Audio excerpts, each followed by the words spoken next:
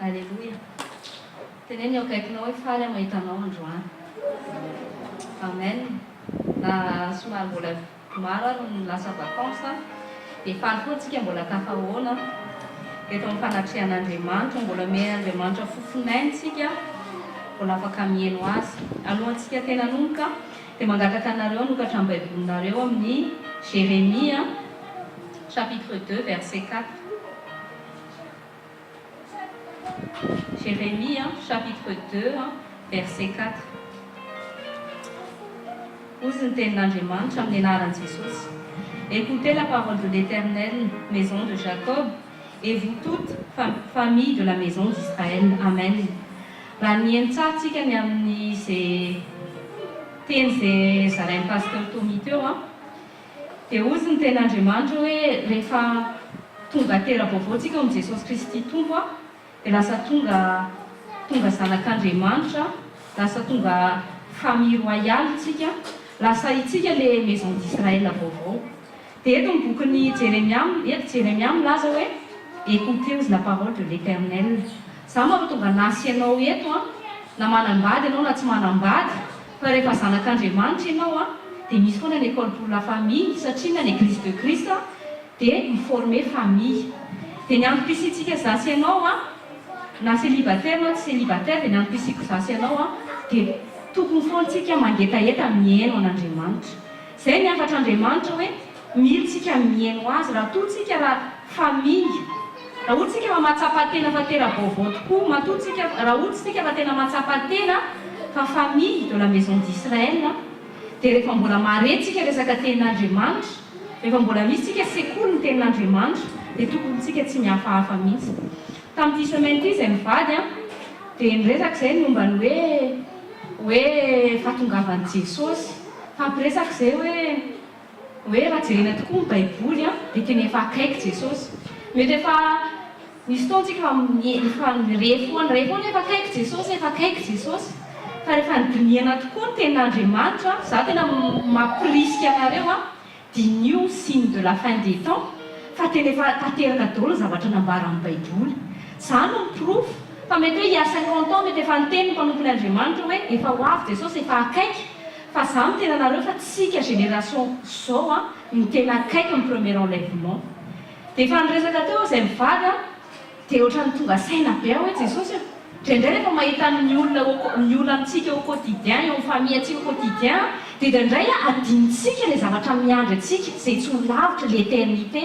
Sasany célibataire miasa saina hoe rovina ary nanambady, sasany manambady miasa saina hoe mandreraka ana ny vadiko, dia adino les promesses divines, les vie éternelle. Sasany variana amin'ny zavatra tsisy dika, mety mahita sipa dia iny ve le vadiko isaky mety izay sipa mihetsika zao dia tafiko koatiny. Sasany indray marary saina fa tsy mba misy mikoty le vehivavy, ohatra sy hoe za ve ratsy ary manana tsisy mikoty, zany indraindray mampiasa saina izay olona izay mihevitra ny ray fa kristianina. Fa raha ohatra tsika raha tena kristianina maro izay moa azoko mihitsy ilay tenem-poly avy rehefa miteny izy hoe saintsaina izy ny zavatra any ambony, les choses éternelles. Indraindray tsika miasa saina amin'ny zavatra mandalo, amin'izay le zavatra mandalo esantsika saina la plupart du zavatra tsisy dikany. Misy olona miasa saina ina ary manao krapitso na zao dia efa makarara saina tsy atoriana ohatra mitonga azy miviena sasaina hoe rovina rasiko le akanjo iny ohatra raha vehivavy na tsy ilay zavatra ohatra izany ray pitsipitsiny, fa indraindray adinitsika hoe inona le zavatra goavana tonga Jesosy maty teo amin'ny hazo fijaliana. Raha ohatra Jesosy ka tsy maty ho anasy ianao io dia ny afo bena ny andro antsika mandrakizay, fa nanolotra ny ainy Jesosy hanolotra antsika fiainana be da be hoe tena éternité. Dia androany tiako tsika tsirairay avy tena tsapa-tena izany hoe zavatra miandry antsika ho avy, tsy ho ela tsony le izy, tandre mivarim-baliana. Iny moa ny teny antsika tamin'ny herinandro hoe tsy hoe vacances akory manana droit tsika maka vacances raha eto tany, fa mifanahinao aza atao maka vacances mihitsiny. Izay moa tonga ny Jesosy miteny foana hoe veillez et priez en tout temps, satria no Jesosy zao rehefa ho avy dia tahaka ny mpangalatra. Raha toko Jesosy zao dia zao dia inona ny ao anatinao io, inona mameno ny ao anatinao io, zavatra superflu ve mameno anao sa ve anao mba miprépare no avinao mandrakizay. Indraindray tsika miasa saina miprépare amin'ny vacances atsika izay ataontsika isan-taona, fa moa ve zasy ianao préparé no avintsika mandrakizay. Ka za manko tonga nasy ianao aloha voalohany indrindra ieto n'inona mety mitrango eo amin'ny fiainanao na tsy mitrango eo amin'ny fiainanao a dia tsarovy a fa manana fiainana mandrakizay zasy ianao a ao amin'i Jesosy. Dia ianao aza miasa saina amin'ny zavatra mandalo, ianao aza mivaky saina amin'ny zavatra mandalo a, fa oka fifatoantsika tena hoe hitodika amin'i Jesosy.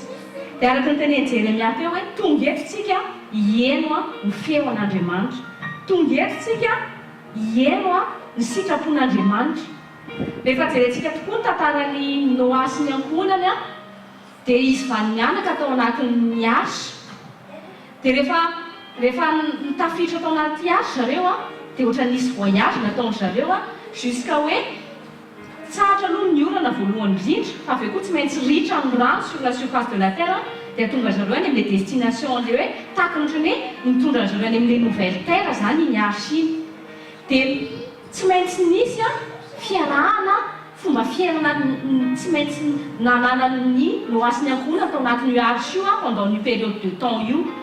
Dia rehefa jerentsika tokoa dia zasy ianao zao a no anatin'ilay arche, Jesosy ilay arche, dia zasy ianao anatin'io arche io a, dia manana voyage tsika zay nanomboka tamin'ny nouvelle naissance atsika, zay maintsy tonga tsika any amin'ilay nouvelle terre. Dia zasy ianao io zany a tsy maintsy voatahiry ao anatin'io arche io. Dia misy a tsika zany ao anatina voyage, tahaka amin'ny voyage zay nananan'ny Noa nanomboka niditra tao anatin'ilay arche jusqu'à izy hoe tonga tany amin'ilay nouvelle terre rehefa niritin'Andriamanitra ny rano teto amin'ity tany ity a, dia namoaka tany vaovao Andriamanitra tao aorianan'ny déluge. Dia zao tsarovy tsara fa ty tany ity a efa dans le déluge. Tsisy tsony famindrapo tahaka miandro Noa hoe mbola hoe amoaka olona vaovao indray tahaka namoahana olona vaovao tao ambadiky Noa, fa efa dans le déluge ty tany ity. Tsarovy tsara fa rehefa vita ny famonjena nataon'i Jesosy tao amin'ny hazo fijaliana, efa compte à rebours ny tany efa tsy mijanona intsony. Ka zasy ianao ao anatin'ny période zay hoe efa dans le compte à rebours ty tany ity sy zao tontolo zao ity, efa dans le déluge éternel ty tany ity. Ka moa ve zasy ianao anatin'ilay arche? Sasany efa tafiditra anatin'ilay arche fa mbola misaoty mitsoraka indray, lasa misaoty anatin'ilay rano indray, fa tsy mahatana an'ilay miandry. Zay moa tonga ny ten'Andriamanitra miteny foana hoe patienté, misy resaka patience ilay izy. Dia mampahery Paoly hoe nemi-Paoly arrozy izy, Paoly mampahery anao izy na dia mijaly ary arrozy izy no fitoriana filazatsara, dia ataoko ohatrany tsisy dikany izany fampahorizana satria nafatako loatra ilay zavatra miandry ao aoriana. Paoly zany efa anisan'ny nandohalika mba hahatonga anasy ianao ankohonan'i Kristy vaovao amin'izao andro androan'izao a, mahatonga anasy ianao io voabonja. Tsika zasy ianao velona zao io zany anisan'ny valim-bavaka izay nataon'i Paoly tamin'izy mbola velona teto amin'ity tany ity. Ka moa hoe zasy ianao conscient an'izany fitiavan'Andriamanitra izany? Moa hoe tena conscient tsika hoe tena hoe hoavy tokoa hoe Jesosy, tena misy tokoa hoe fiainana mandrakizay, sa hoe mbola sahatsika milalao amin'ny fiainantsika, mbola sahatsika milalao amin'ny fiainam-panahintsika, mbola sahatsika mbola migoûter amin'ny fiainana zao tontolo izao, mbola ohatrany hoe efa raiky foana izany e. Indraindray moa ny ao an-tokantrano ohatra mba mananatra dada sy sy mangira anao mama fa efa eky foana izany a, tsy haiko zavatra ohatr'izany. Fa androany a tsy dada miteny, tsy neny miteny, tsy zoko miteny, tsy zandro miteny, fa androany Andriamanitra mihitsy miteny hoe enoy aho ozy izy. Ozy izy Jesosy hoe miondrika ozy izy malala ny feoko, satria nahoana Jesosy izy milalana mankany amin'ny ray. Ka ianao zany tsy afaka ho tonga any amin'ny ray mihitsy raha tsy mahafantatra ny feo an'i Jesosy, satria na Jesosy rery no mahafantatra ny lalana. Donc ianao raha tonga any amin'ny ray a, tsy maintsy mahafantatra ny lalan'i Jesosy zay miteny anao hoe aty arao a, renao ny feoko, mandrosoa ihany, à gauche, à droite, etsindray zao, etsindray. Ka ianao raha tsy mahalala ny feo an'i Jesosy tsy tonga any an-danitra mihitsy ianao. Ka androany a mbola hiaraka ivavatsika hanao ny tenitsika hanomboka amin'ny fotoana, hanao ny tira ty tsika, sokafo ny fonao, tonga eto tsika hikatsaka amin'ny fanjakan'Andriamanitra, tonga eto tsika hikatsaka ny tena sitrapon'Andriamanitra. Tena ataovy tena tsapanao mihitsy hoe Jesosy ny teniny ny sarobidy aminao. Tena ataovy ohatrany tsy misy, ataovy ohatrany tsisy olona koa ary manodidina anao. Ampangino ny feo sy ny tabataba rehetra amin'ny nofonao a, fa sakafo ny fonao an'Andriamanitra.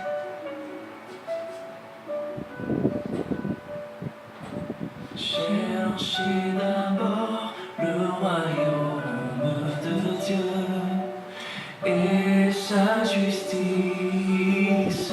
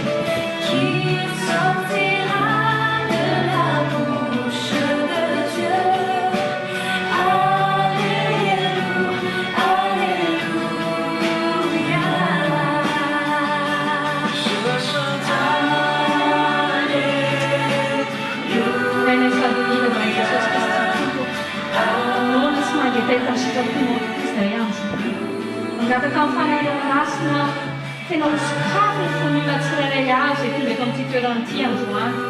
Tsy ireo olona ihany koa izay mpanaraka anay ambadiky ny radio sy eo amin'ny internet. Fa ny masina hosokafo ny fonay tena angetaetanao tokoa tompo. Tena ampianary izay hifantoka ny amin'ny zavatra any ambony. Ampianary izay tsy ho variana ny amin'ny zavatra mandalo eto amin'ity tany ity.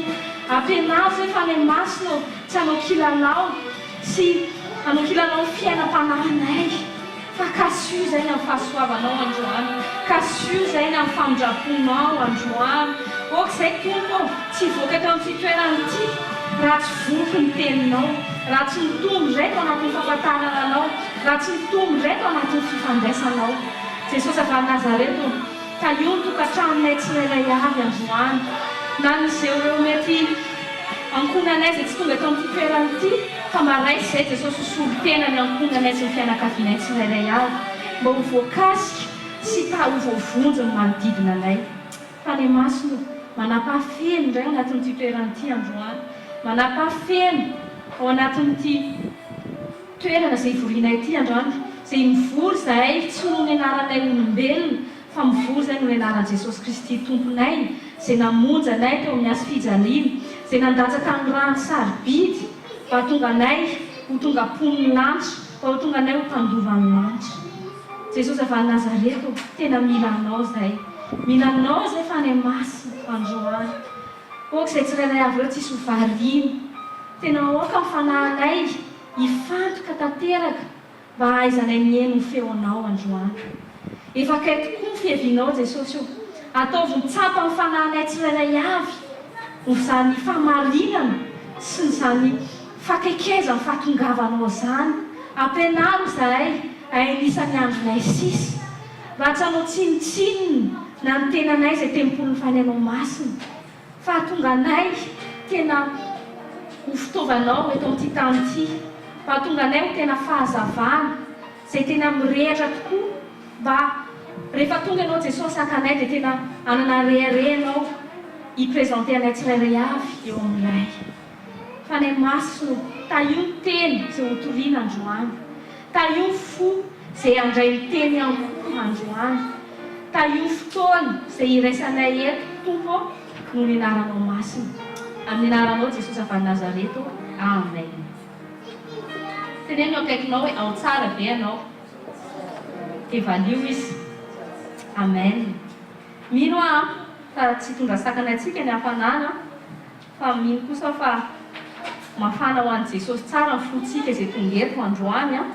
Fa raha ohatra tokoa tsika ka tena mangeta tokoa an'Andriamanitra sy tena nona tokoa ny teny dia hamoky antsika izy ary hanala ny etaetantsika izy. Raisitsika ary ny baibolitsika ao amin'ny Genèse chapitre 12 verset 2. Genesis toko faharoa ambin'ny folo andiny faharoa. Vakina amin'ny anaran'i Jesosy. Je ferai de toi une grande nation et je te bénirai.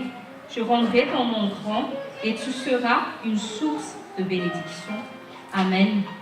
Matetika io verset io dia resitsika kristiana amin'ny resaka hoe fitahiana foana.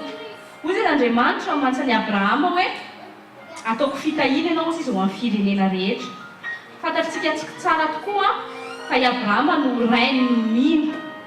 Abrahama no natsangan'Andriamanitra ho tahaka ny ray ny famille de toute la terre, de toutes les nations. Dia izao no teny nataon'Andriamanitra tamin'ny Abrahama hoe ianao ozy izy dia ataoko fitahiana ho an'ny firenena rehetra. Rehefa namaky tsara ny teny io dia ozy ny fanahy masina mantso anao hoe tsy resaka fitahiana ara-bola ihany ozy izy na resaka materiel na nomezan'Andriamanitra ny teny fikasany ito amin'ny Abrahama. Fa ozy izy Andriamanitra hoe ny antom-pisian'ny olona dia ho tonga ny olona anankiray ho fitahiana ho an'ny olona anankiray amin'ny lafiny rehetra. Rehefa jerentsika tokoa ny tantaran'ny Adama fa maninona Andriamanitra tsy nanao an'i Adama ho irery fa tsy maintsy namorona ny Eva. Rehefa vakitsika ny tenin'Andriamanitra dia natao nisy Adama sy Eva satria natao fampila i Adama sy Eva. Ny fitiavana tokoa tsy afaka manifeste raha tsy minimum misy olona anankiroa. Ny fitiavana tsy afaka manifeste raha tsy misy olona anankiray tianao. Dia ny antom-pisi ny Adama zany ny raison d'existence ny Adama tsy révélé raha tsy nisy Eva. Dia ny antom-pisi ny Eva koa natao ho an'ny Adama. Midika zany fa ny olona anankiray zay mahatonga ny Jesosy miteny hoe didy voalohany ozy izy dia ny fitiavantsika an'Andriamanitra, dia ny faharoa koa izy dia mifanaraka amin'izay ihany dia ny fitiavantsika ny hafa. Midika zany fa ny antom-pisitsika aorianany hoe ny antom-pisitsika ho an'Andriamanitra dia nataon'Andriamanitra tsika misy ho an'ny hafa. Zany mampatonga ny tokantrano namboarin'Andriamanitra satria ao anaty tokantrano no mianatra tsika may maneho an'izay fitiavana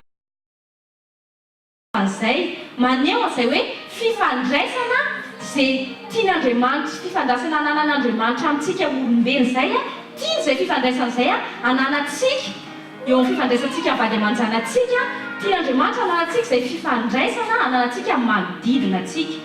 Dia zasy ianao zany nataon'Andriamanitra ho an'ny hafa. Noa zao tsy mivonjeny rery fa ny antom-pisian'ny Noa dia ho tonga famonjena koa ho an'ny izy fito mianaka. Zany mampatonga ny hoe rehefa misy olona anankiray vonjen'Andriamanitra, rozy izy Jesosy hoe sarobidina olona ray satria nahoana tahaka ny milliard de personnes izay niafina tao ambadiky Abrahama dia misy afaka koa potentiel-na milliard d'âme ao ambadiky ny olona anankiray voavonjy. Zay nampatonga amin'ny Paoly niteny tamin'ilay géolien hoe minozy izy an'i Jesosy tompo dia ho vonjeny ianao izy sy ny ankonanao. Ny antom-pisianao zany rehefa voavonjy dia misy ankonana foana ao ambadika tian'Andriamanitra koa voavonjy. Na ndraindray izy mbola tsy hitantsika maso fa manana anao izay vérité biblique izay hoe matoa voavonjin'Andriamanitra, tian'Andriamanitra aho. Fa koa le ankonako manodidina manaraka be da be tian'Andriamanitra koa tahaka anao voavonjy. Zany mahatonga antsika kristiana tsy mahazo égoïste mihitsiny satria na mahatonga Andriamanitra namonjy anao zay mahatonga antsika lasa fitaovan'Andriamanitra amonjena ny hafa. Zany mahatonga n'Andriamanitra ohatrany hoe natonga ny hoe niavaka mihitsy Abrahama satria nafonoany Abrahama sy nifanekeny Abrahama nanolotra ny Isaka tokana natonga nasy anao voavonjy tao ambadiky ny finoan'i Jesosy. Fa raha ohatra Abrahama ka tsy namoy an'i Isaka dia tsy tonga tanteraka ilay alliance éternelle de Dieu zasy ianao izao voavonjy. Fa tahaka namozan'Andriamanitra an'i Jesosy ange no namozan'i Abrahama an'i Isaka. Jereo zany mahatonga antsika tsy afaka hialina ny toerana izay ananan'i Abrahama mihitsy tao anatin'ny fon'Andriamanitra satria ny trésor ny tena goavana drindra namony an'Andriamanitra satria tena lavitra loatra ny fantakarany Abrahama. Tsapan'i Abrahama ilay hoe ao ambadiky ny Isaka io kay satria fantany mitenen'Andriamanitra io izy ianao izy ataoko fitahiana ho amin'ny firenena rehetra. Fantatra Abrahama fa anatin'izay obéissance nafoizana ny Isaka izay misy famonjena asy ianao miafina. I Abrahama zany tamin'ny mbola tsy nafantatra nasy ianao io akory dia efa tia nasy ianao izy satria nanao ny fitiavan'Andriamanitra mihitsy ny tao anatin'ny fony Abrahama. Zany nampatonga ny Jesosy niteny hoe za ozy fonareo mbola tsy nisy akory izy dia za fa nafantatra ny Abrahama. Akaiky an'Andriamanitra mihitsy zany fony Abrahama fa ka fantatra loatra Abrahama sy Andriamanitra. Zay natonga ny Abrahama nanafinoana name ny Isaka satria nafantany fa tsy maintsy ambadiky Isaka no andovan'ny famonjena ho avy izay ho tanteraka sy confirmé eo amin'ny fahatongavan'i Jesosy. Dia zany mampatonga nasy ianao tonga amin'ny sekoly ny ankohonana satria na tsy manambady ary ianao dia misy potentiel ankohonana tian'Andriamanitra vonjena avy amin'ny alalanao io. Dia fanontaniana mipetraka dia hoe ahoana ary ahatonga anao ho tonga source hoe ho tonga hoe famonjena ho amin'ny manodidina azy ho an'ny ankohonana. Dia tsotra ilay izy zasy ianao no tonga tanan'Andriamanitra mba hitan'ny olona izay mbola tsy mahita an'Andriamanitra dia ianao no hitan'olona no eto amin'ity tany ity. Zasy ianao no hitan'ireo olombelona milliard de personnes, zasy ianao no hitan'ny ankohonanao voalohany. Dia zavatra takian'Andriamanitra aminao fotsiny dia hoe move ianao manaiky ho fitoerako masina mba hitan'ny manodidina anao hoe tena hoe tiako izy. Ianao zany tian'Andriamanitra tenena amin'ny hoe source de bénédiction Move ianao manaiky sorsana fikorian'ny fitiavana mba hakasiana vady aman-janakao sy manodidina anao. Move ianao zao tontolo zao manque d'amour, ny olona tsy mahafantatra an' Jesosy. Maro ny olona tsy mila mandeha lavitra ianao na collègue manodidina anao a mety ao anatin'ny tranonao mihitsy ary maro ny olona malheureux satria tsy amin'ny fitiavana. Move ianao anaiky ho tonga source d'amour ho an'ny olona tsy manam-pitiavana eo manodidina anao. Move ianao manaiky ho tonga canal an'Andriamanitra hikorian'ny fitiavana mba tonga le olona tsy mahafantatra Andriamanitra ahita zay fitiavan'Andriamanitra izay mipasy avy amin'ny lalanao. Zay dia efa tonga anao source de bénédiction eo amin'ny famille anao. Move ianao manaiky ho tonga source de joie ao anatin'ny famille anao. Ohatsy rehefa milatsaka kely na matondra ray tsy amin'ny fitiavana dia move ianao manaiky hoe ho tonga source de joie satria na fanahy masina ao anatinao ampasan'izay joie zay ho amin'ny vadinao indray dia ohatra tsy mety heureuse tsy manana raison de vivre intsony dia move ianao manaiky an'izay canal an'Andriamanitra zay mba amelona fanantenana mba hitonga sourire ho azy. Zay nge dia efa mahatonga anazy ianao tonga source de bénédiction ho an'ny hafa satria ianao mitondra joie ho an'ny hafa, mitondra sourire ho an'ny hafa. Vadinao indray rehefa ohatra hoe mandalo sehatra izy ao any am-piasana dia ianao le vehivavy le vao mainka le manam-peko azy vao mainka mampitombo an'le raison mahatonga anazy tsy mitsika savy ianao manaiky ho tonga fitaovana ampelantan'Andriamanitra tahaka nanaiky an'i Abraham dia tonga source de bénédiction ho amin'ny vadinao ianao hitondra sourire ho azy, hitondra joie azy. Dia tsika naiza misy antsika dia tokony tsika ho tonga source de bénédiction ho an'ny hafa. Ny antom-pisian'ny kristiana anankiray zany a dia tonga source de bénédiction ho amin'ny manodidina anazy. Dia indraindray fanontanian'ny olombelona charnellement dia miteny za tsy mba heureux ka hoana koa nanomezaka bonheur ho an'ny hafa. Zay le cher ny teny. Fa rehefa ohatra ianao ka mahatsapa tena fa nouvelle créature ao anatinao fanahy masina midika fa ao anatinao source. Efa ampianarina antsika foana moa dikany hoe Abba rayon dikany hoe Père de source.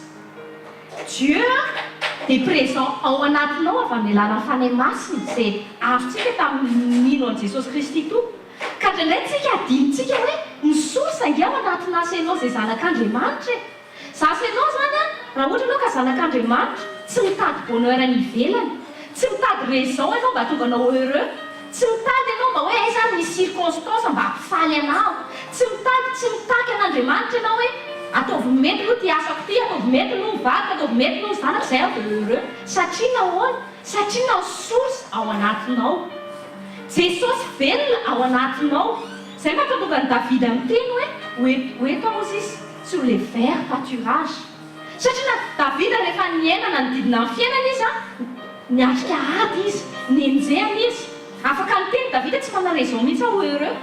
Satria maninona enjehany ihany ny zanany izao mihitsy ary te hamadika azy.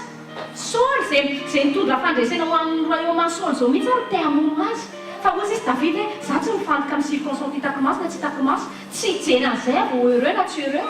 Fa heureux satria natao anatiko Andriamanitra. Dia izay mahatonga ny Davida foana miteny an'Andriamanitra hoe ny zavatra tedaviko sy iriko indrindra izy dia mitoetra ao fanatrianao.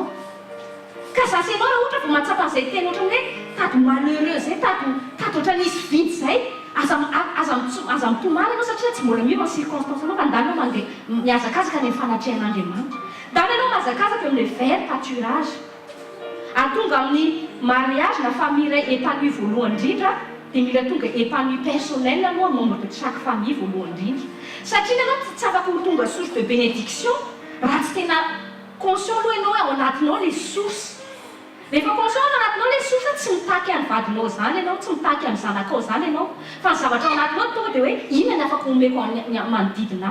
Qu'est-ce que je peux donner? Zay mahatonga amin'ny Paul samy teny hoe il y a plus de bonheur aux à donner qu'à recevoir. Satria ianao fantatro Paul hoe c'est moi qui a plus, j'ai beaucoup de raisons de donner.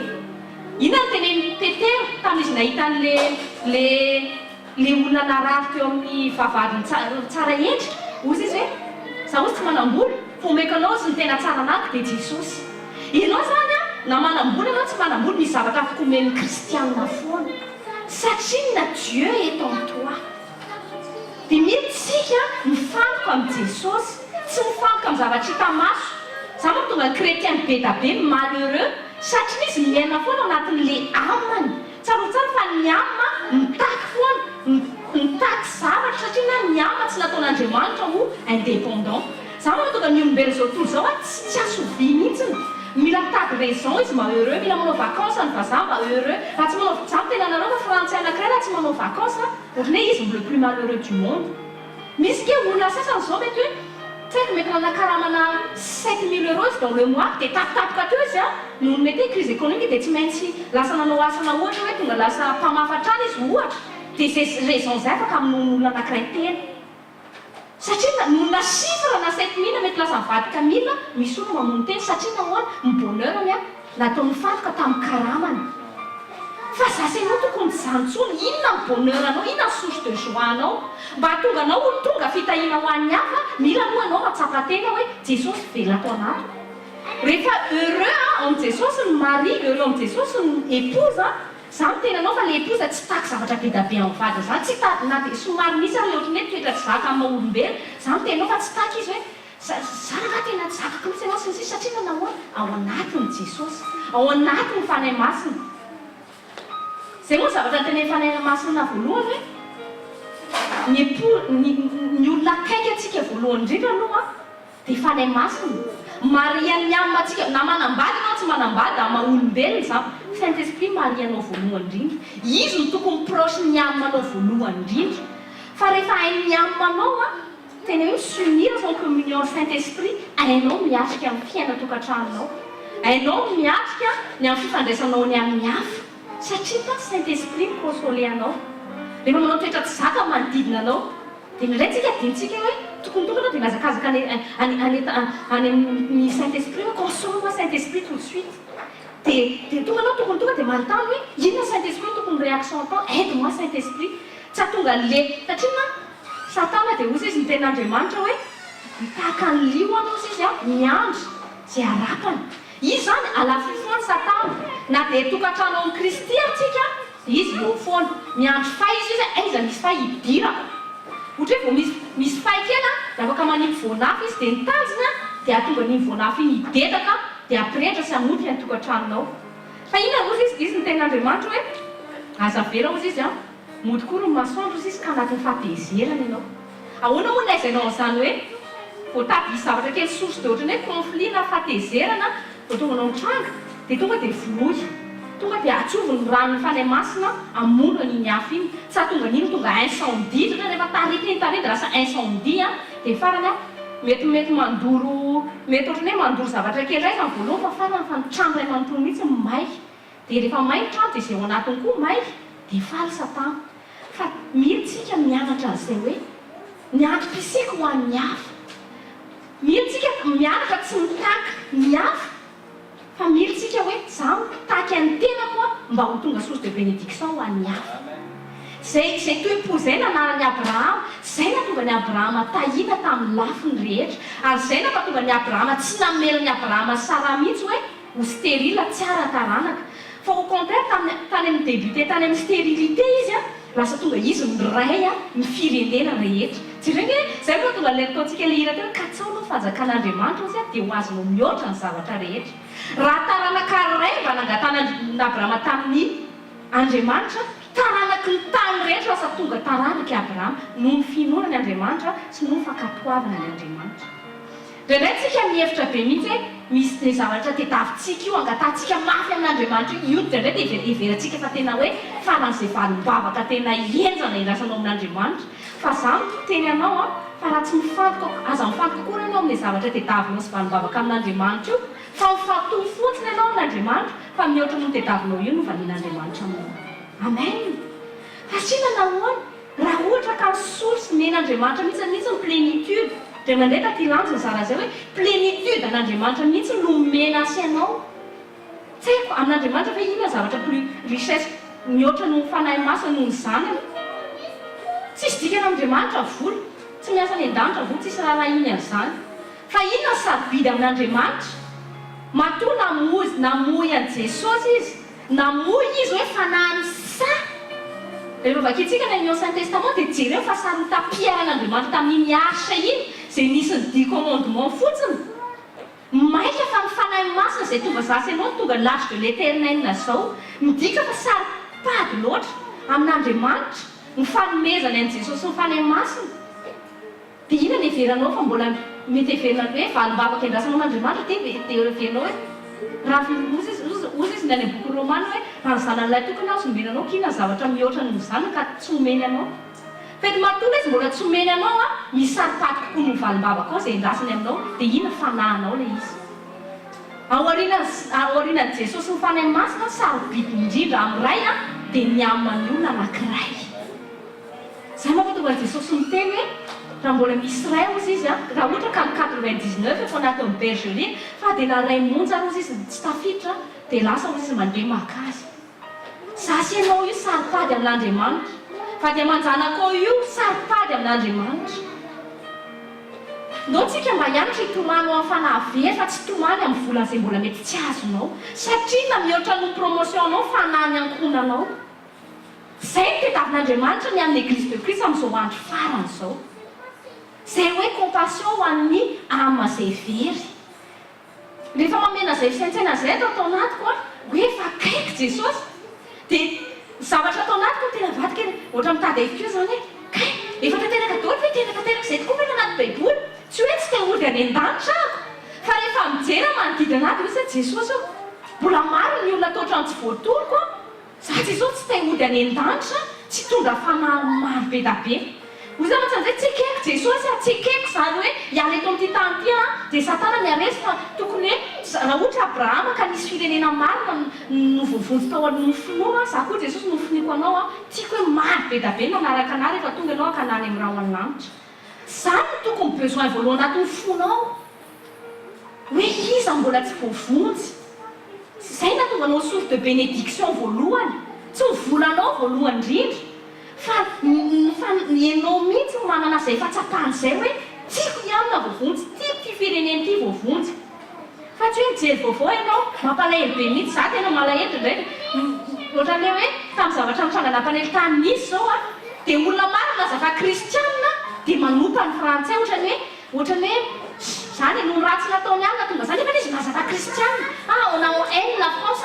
le français tena tsy tiany mihitsy fa ianao fa kristiana dia miteny masamy teny hoe je n'aime pas celui-là ou celle-là nefa n'Andriamanitra mihitsy miteny hoe tsy avy ny fahavalinao dia ihany olona dia eto mpo ny tena nampomena moa dia le resaka tamin'ny foty iny tsy hitako izay dira amin'ny foty a hoe resy France amin'ny foty amin'ny resaka hoe tsy haiko hoe amin'ny resaka politika tsy azoko rehefa jeu des jeux hoe sasany amin'ny Facebook hoe dia mafime be mihitsy za no tesikaty fotsy la français na resy teo e alors na maresy misy tsy maresy fa ianao mba mitatra lalina koa hoe fananao izay ianao fa milaza fa kristiana raha ohatra ianao ka tena kristiana tokony hoe Jesosy avonjy eo frantsay mamelany ieniny tamin'ny zavatra raha rehetra nalatsana tamin'izay rehetra fa mba zavatra ny zavatra tokony atao dia mandoarika ianao mba ataovitonga eto frantsay nga fifoazam-panahy zany tokony atao zasy ianao mahita gasy aty Madagasikara aty Frantsa dia mamijery an'ilay tantara mampalainy amin'izay mahazo Madagasikara dia soara gasy efa aty Frantsa aty fa ahoana nefa milaza fa kristiana tena hoe akakinao hoe mila miova fotopisainantsika hoe ozy izy Andriamanitra source de bénédiction afaka tonga anao source de bénédiction koa zao a dia ianao mitondram-bavaka ny hafa manaiky ve ianao mitondram-bavaka n'ilay vadinao io au lieu de anao mitaraina amin'ny toetra tsy zakany fa mitondram-bavaka ao amin'ny fanany ve lohanao le zanakao maditra lava io au lieu de la miandro anao mitaraina sy zakany mandribrety amin'izy ty ahoana mihitsy ary gasy moa tonga dia miteraha mba hahita ny gasy zany hoe mitarana ka hoe mananjanaka izany dia zavatra tonga dia mafy zany e tonga izany dia efa manodina hoe maditra ny zanakao raha zay gasy rehetra miteraka zany dia hoe aditra satria miteraha mba hahita za miteraka mba hahita amin'ny fahasoavan'Andriamanitra sa hita ny fikan'Andriamanitra eo amin'ny zanako za miteraka mba nahita hoe zanako dia tsy maintsy olona tsy maintsy zanak'Andriamanitra fa tongotsika tovitsapanao mihitsy hoe za bénédiction ho an'ny hafa tondrainao mba afaka ho amin'ny vady aman-janakao misy tao fanahy masina miteny ampy hoe misy atao amintsika ozy manadino mitondram-bavaka amin'ny ankonana samy vatra tokony ataonao isan'andro sujet de prière ao anatin'ny sujet de prière anao isan'andro obligatoire tsy maintsy ao dia mitondram-bavaka amin'ny vady aman-janakao fa tsy hoe te atory ianao indraindray dia reraka dia zavatra mbola angatanao ambany foana matetika dia le prom le voly vadinao mitondram-bavaka ny trésor voalohany indrindra ny ambany manodidina anao satria ozy izy Jesosy rehefa tanterahanao ny amiko ozy izy dia tanterako izay momba nareo eto amin'ity tany ity tsara kefa mahatonga n'Andriamanitra tia mitahantsika eto an-tany dia ho fasilitenantsika ny afa-pandrosoana ny fanjakany. Fa ny problème io mba te ho tahina pour satisfaire sa chair. Fa tsy mieritreritra mihitsy izy hoe za tahina mba ho tonga na fitaovana ampandrosoana fanjakan'Andriamanitra. Za mahatonga nisy kristianina mahantra. Za mahatonga ny église de Christ amin'izao mampalahelo be misy église de mahantra. Satria tsy fantany inona ny andro piscine. Ianao tsy natao gagner vola mba ho an'ny tenanao satisfaire ny besoin-nao foana. Fa natao ka hoe naturellement parlant dia mivadika zao tsy miasa ho an'ny tenana izy. Fa raha mandray karama izy dia ho anay ankohonana, ho anay efa mianaka mitambatra. Rehefa vakiana tsara ilay ohatran'ny hoe punition nataon'Andriamanitra tamin'ny Adama sy Eva tao alohan'izy nanota, ny tena marina ilay izy tsy punition rehefa jerenareo tsara. Fa tian'Andriamanitra prendre conscience Adama sy Eva ny anianto piscine satria velona tao anatin'ny Adama sy Eva fitiavan-tena rehefa niainan'ny Satana izy. Eva tsy tay velona ho an'ny Adama satria tonga zavatra ny attiren'ny Eva voalohany dia hoe tahaka ny Adama zany dikan'izany hoe j'ai pas besoin d'autorité de mon mari, j'ai pas besoin d'autorité de Dieu, je veux vivre pour moi seul.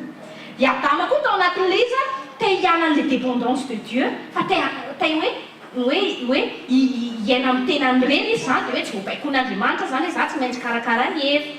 Dia inona zavatra nataon'Andriamanitra rehefa namoaka ny didy Andriamanitra ohatran'ny hoe iverintsika fa punition ilay izy rehefa tsy mbola tonga Jesosy dia ohatran'ny hoe punition ilay izy. Fa rehefa lalintsika ilay izy dia nampianarin'Andriamanitra i Adama sy Eva atsapa-tena hoe nareo nge foronko mifampila nge nareo reo e. Ozy izy Andriamanitra mahatsy ny Eva, ianao ozy izy rehefa hety zaza dia harary. Dia nefa ozy izy Jesosy hoe za ozy izy tahaka ny hety zaza rehefa miandro zanak'Andriamanitra iray hiteraka. Satria tian'Andriamanitra mitsapantsika zany hoe fitiavana. Ny fitiavana dia tena hoe rehefa afatana tena fitiavana dia rehefa ao anatin'ny mangidy ianao mahavita manana helo mity. Dia nampianarin'Andriamanitra ny vehivavy tsy haina ho an'ny tenany. Fa nataon'izay mahatonga ny gasiny hoe somby mihaiko. Na marary ohatran'inona ary miteraka ihany ny vehivavy. Za zao tamin'ny Estera didina tena za matahotra hôpitaly, za tsy tia hôpitaly mihitsy. Na fofona hôpitaly tsy zakako. Za tsy tia tsondrono izany. Fa rehefa nampidina urgence hoe raha zay efa maty zany tao keo dia hoe didina, za tsy nitaon-tsaiko zany hoe didina tsy matakana hoe didina kitena ny vatako. Za tamin'izany rehefa hoe manao lisam-boly dia makany amin'ny gynéco dia tsy tatiko mihitsy zany. Fa ahoana nahaizako, inona ny hery azoko hoe surpassé an'izay ohatran'ny hoe peur ak'izay satria nahoana mamy ilay zanaka. Mamy aminao ilay zanaka dia tsy mijery ny tenanao intsony ianao. Dia izay nefa tonga n'Andriamanitra nampianantsika tsy mihaina esoin'Andriamanitra iny zany ilay fitiavan-tena sy se concentrer sur soi. Dia nampianarin'Andriamanitra ilay vehivavy hoe na mamay ary dia sacrifiena ny vatako. 9 mois ianao sy misacrifie ny tenanao ho an'ilay zaza ao kilo. Dia Jesosy koa nanao an'izay. Nataon'Andriamanitra ilay izy mba tian'Andriamanitra hipasse les messages d'amouriny mba hoe conscientsika. Dia nasamintsika samy olona ampianarin'Andriamanitra atsapan'izany hoe tena hoe fitiavana izany. Ny lehilahy indray dia ozy izy Andriamanitra hoe no nitsemboka ozy izy no amezanao sakafo ho an'ny ankohonanao satria nahoana tian'Andriamanitra mitsapany Adama mihitsy le hoe zany fitiavana izany hoe mifofotra tsy ho an'ny tenanao anao fa natao namboarika ianao mifofotra ho an'ny manodidina anao. Izay natao hoe fitiavana. Dia za sy ianao mila conscience zavatra hoe za tsy natao miaina ho an'ny tenako fa ho an'ny hafa. Raha ohatra Jesosy kefa mitondra fahotana ho anao io kena tsy hoe tokony tsy mitaraina intsony raha ohatra sika zanak'Andriamanitra hoe za tsisy mity k'Andriamanitra tianao. Ampy anao na tsisy olona tianao mihitsy ary atao mity tany ity ka fantatra hoe tianao Andriamanitra, ampy anao fitiavan'Andriamanitra. Kanefa rehefa tena ohatra ianao ka manan'Andriamanitra tsy maintsy eo faveur raha tonga ho tian'olona ho azy ianao, tsy maintsy misy tianao foana. Satria ianao mamy sy anak'Andriamasina. Fa na zay toe-po izay hoe za velona ho amin'ny manodidina. Davida zao tsy natsangana ho mpanjaka mba ho faly fotsiny napanapaka sy hoe hibaikibaiky sy anaritra ny autorité zao zavatra mampalahelo ny any amin'ny firenena misy atsika. Tsy tsapan'izareo mihitsy zany cœur de roi zany na hoe cœur na hoe conducteur na nation zany. Fa ny zareo mipetraka hoe izy ho an'ny tenany. Fa Davida raha tonga izay mahatonga ny Davida tena hoe mpanjaka ny avaka tamin'Andriamanitra sy tsapany Davida hoe ina ny antom-pisiny mahatonga anazy mpanjakan'Israely, dia ny antom-pisiny ho an'ny Israely rehetra. Izany tena cœur de roi zany. Fantatry Davida hoe ny antom-pisika eto dia rétabliran'Israely, hitondra n'Israely hiverina amin'Andriamanitra. Na natahotra an'Andriamanitra Davida, izay tena atao hoe roi. Fa natao hoe roi tsy ny olona maimbobaiko. Izay ny heverin'ireo fampidikana izany hoe roi na hoe chef. Ny chef tsy hoe maimbobaiko dia vient ici dia il vient. Fa natao hoe chef dia misakrifie ny ainy mihitsy no an'ny firenena. Izany hoe tonga antsika mila mitondram-bavaka foana na mbola hitana tsy hita maso, aza kivy mihitsy hoe tambavaka amin'ny firenentsika mba tena hisy olona tahaka ny Davida l'any président eo rehefa tonga ny élection manaraka. Fa tsy vomaika ianao manosa sa voaky hoe sy ny dinosaurany eo hoe io ndray vitandreo mangala. Manina anao raha mampasa lohalika anao mba tonga anao source de bénédiction ho an'ny nation anao. Impiry zao antsika dans une semaine mitondram-bavaka ho an'ny firenena izay misy atsika. Nefa moa izy Andriamanitra tao amin'ny bokin'ny Jeremia hoe rehefa ny fiadana firenena izay alefasako anareo kosa izy no hatonga anareo hiadana. Impiry zao antsika mitondram-bavaka anao François Hollande ohatra. Sa ianao rehefa mahita anazy mivoaka amin'ny télé dia mime fotsiny koa. Misy moa amin'ny internet na vitan-dreo misy manao le mampimere mba misy tona mime. Fa rehefa conscient ny esprit tokony mitondram-bavaka azy ianao. Mitondram-bavaka any amin'ny gouvernement ianao. Ilaina ihany moa misy tona fantatrana information, ilaina ihany afantaranao politika hoe iza indray manapako anatin'ny assemblée nationale, iza indray député manapako, misy zanak'Andriamanitra ve eo. Fa ny kristiana indray hoe misy ohatra hoe zanak'Andriamanitra ka miditra politika tonga dia ty voly tena vadika an'Andriamanitra fa lasa nanao politika. Ahoana nanapahanao ny firenena raha ohatra ka tsisy zanak'Andriamanitra anatin'ny politika, Davida ke olona politicien. Iza ny namoaka ny fomba midirigena voalohany Andriamanitra nge. Ianao hoe manamaky ny Baiboly jereo tsara fomba fitondran'Andriamanitra, fitondran'ny Joshua, Davida, ireo mpanjaka ireo, misy gouvernement nge tao misy politika nge tao Fa nahoana izy dia izy lasa ny réserventsika ho an'ny olona zao toy izao izy dia lasa manapaka Satana ao anatin'le izy. Da avy hoe gaga isika se poser question hoe nahoana miparitaka eraky ny Frantsa ny produit halal satria izy manisika ny azy ao amin'ny fanapahana. Fa ny kristiana dia miafina anatin'ny fiangonana dia samy tenany any ianao rehefa mandeha fiaina dia miafinafinao. Ny anahy olo miasa ke rehefa mandeha karama sa tsy mivaky lohany izany. Izay moa tonga tsy mety tahina mihitsy satria nadinao ny antom-pisinao dia ho an'ny hafa, ho an'ny firenena. Izany moa n'Andriamanitra teny tamin'ny Rebeka tamin'ny rehefa bevokan'ny Esau sy Jacob izy dia hoe ianao izy misy firenena roa. Rebeka zany dia source-na firenena roa be izao. Ka ankohonana iray zany efa nation. Dia mission anao zany ao anatin'io ianao nge rehefa anatin'ny ankohonana iray dia ohatrany hoe petit roi ianao petit roi ianao na petite reine ao anatin'ny famille anao satria manana ianao mission ny gouverner ny famille anao mba tonga ny famille anao se soumettre à Dieu. Dia izay ny rôle-natsika isan'andro manana izay rôle izay tsika. Hoe za ve rehefa hita manodidina dia mipasy hitan'olona ve Jesosy. Ianao zao neza misy anao dia tokony matsapa-tena zao hoe raha teny zao Jesosy dia ino tiany Jesosy ho ataoko. Ianao tokony tsy mijery anao teninao part entière ntsony. Izay moa tonga amin'ny Paoly miteny tsy fantatrareo hoe fa nareo nge dia any fanahy masina. Vous ne vous appartenez plus à vous-même. Izay mahatonga anao misaina tsy ho an'ny tenanao ntsony satria izay dia mahatonga le maty le tsika taloha fa izy Jesosy ny velona atao anatintsika. Izay mahatonga amin'ny Paoly miteny ce n'est plus moi qui vis, c'est Christ qui vit en moi. Moa ve manodidinao rehefa mahita dia mahita Christ qui vit en toi. Moa hita ve l'amour de Christ à travers toi, la joie, la paix, l'humilité à travers toi.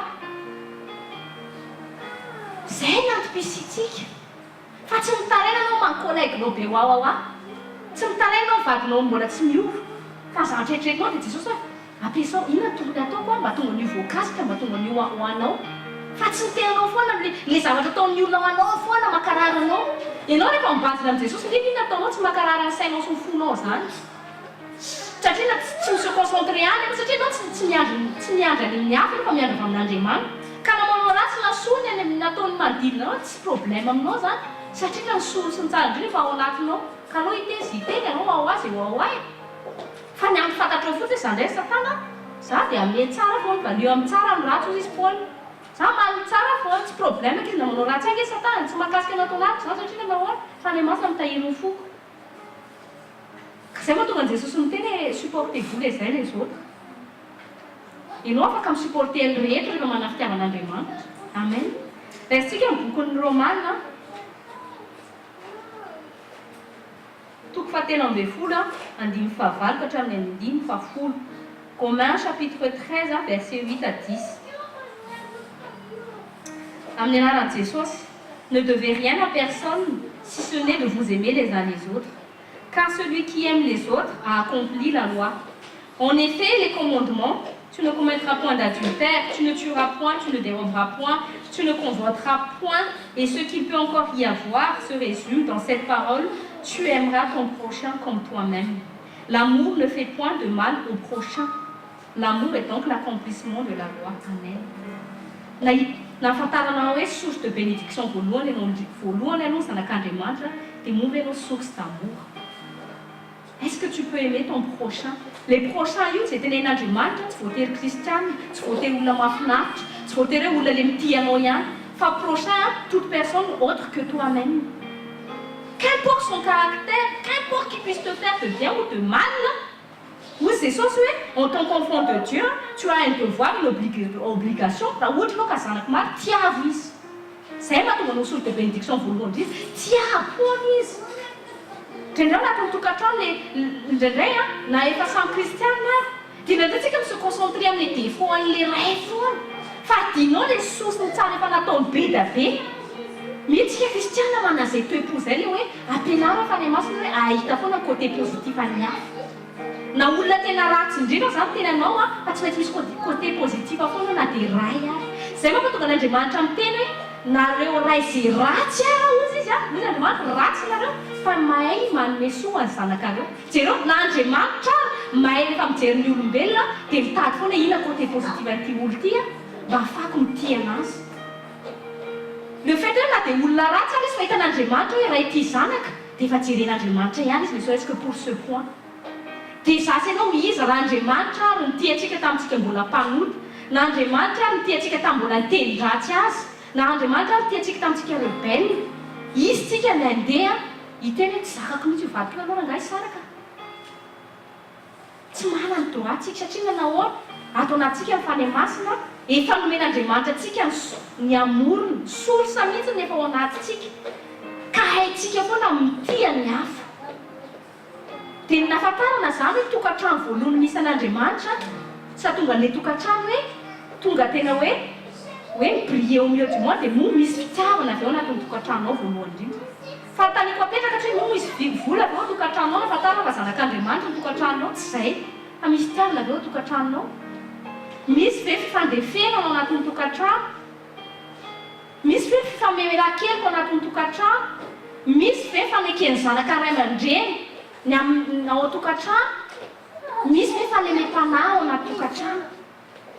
Rehefa tena diniantsika io commandement tenenin' Jesosy ny anankiroa io nahafantarana preuve voalohany zany nahafantarana fa hoe tia an'Andriamanitra ny kristiana anankiray dia ny amin'ny fitiavana ny hafa. Ny olona tia an'Andriamanitra tokony tsy misy an'izany hoe tsy tiako ihany. Fa matoa zay ianao mbola tsy tia ny ihany, tsy ampy izay fitiavanao an'Andriamanitra.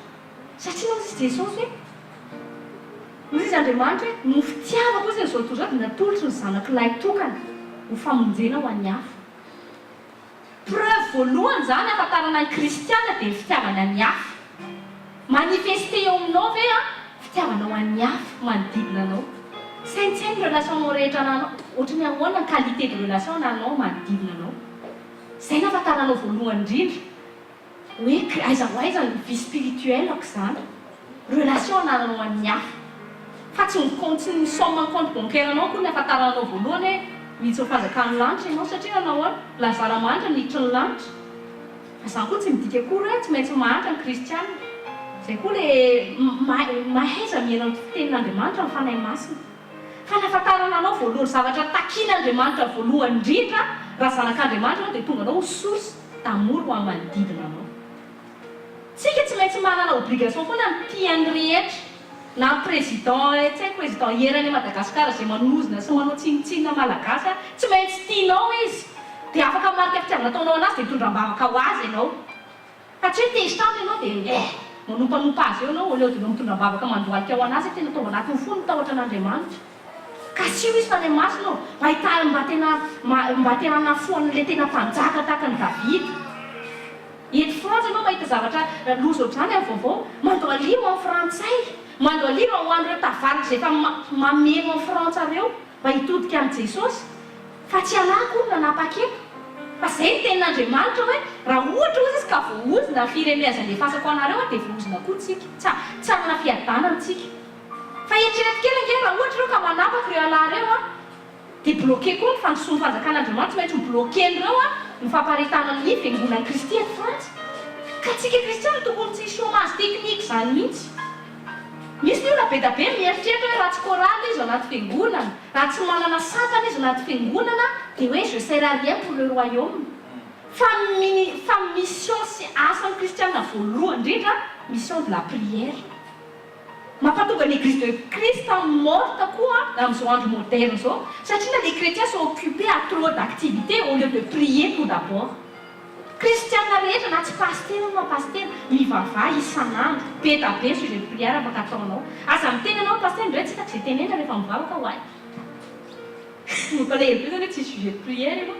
Ahoana? C'est pas normal koa zany. Tsy normal. Mijery journal de 20 heures fotsiny ianao, mijery indray mandeha fotsiny miduré entre 30 minutes rehefa misy sujet de prière be da be afaka ataonao. Fa tsy ianao dia variana na enzana ifantsy tena. Io nety tsy tonga no source de solution mihitsy no ianao koa lasa aspiré ao anatin'le du cyclone ao dia prise au piège comme tout le monde eo nefa ianao milaza fa zanak'Andriamanitra. Fa nozy izy ny tena nomen'Andriamanitra fanapahana. Ianao zany natao s'informer ny amin'ny zavatra rehetra mitrangy eto amin'ity tany ity. Tsy natao ianao hisy nourrir ny zavatra io fa natao ianao s'informer mba andraisanao andraikitra hoe inona nataoko face à zao information zao. Tokony ianao dia m'élever prière, se tenir dans la brèche. Hozy izy Andriamanitra hoe zaho sy mitady olona vonona hitsangana sur la prière. Ianao ve fa tonga source de prière mi-intercéder ho an'ny hafa ve ianao io? Tsika zao manomana rallye de miracle amin'ny 15 octobre. Moa ve zasanao io efa niditra anatin'ny mission voalohany hoe tondram-bavaka an'izay fotoana izay. Manandrady ianao vavaka isan'andro ho an'io fotoana io. Mba ho maro ny olona tonga amin'ny fotoana io maro ny olona voakasika sy voavonjy. Fa ny tena asa ange tsy le tsika manao Facebook manao anazy tsy iny ange ny tena asa. Tsy le tsika publier flyer tsy iny ange ny tena asa. Fa le asa voalohany moa ianao mahavita mandohalika. Ny ahafantarana ny olona tena kristiana koa dia ny olona mahavita mitenir seul avec Dieu. Ny ahafantarantsika kosa tsy tsika zasy ianao eto satria nahoana réel amin'ny chaîne izao zavatra izao mbola afaka raha ohatra ianao efa nety nouveau tiatsika ilay miaraka ohatr'izao mahita amin'ny frères et sœurs en Christ c'est bien.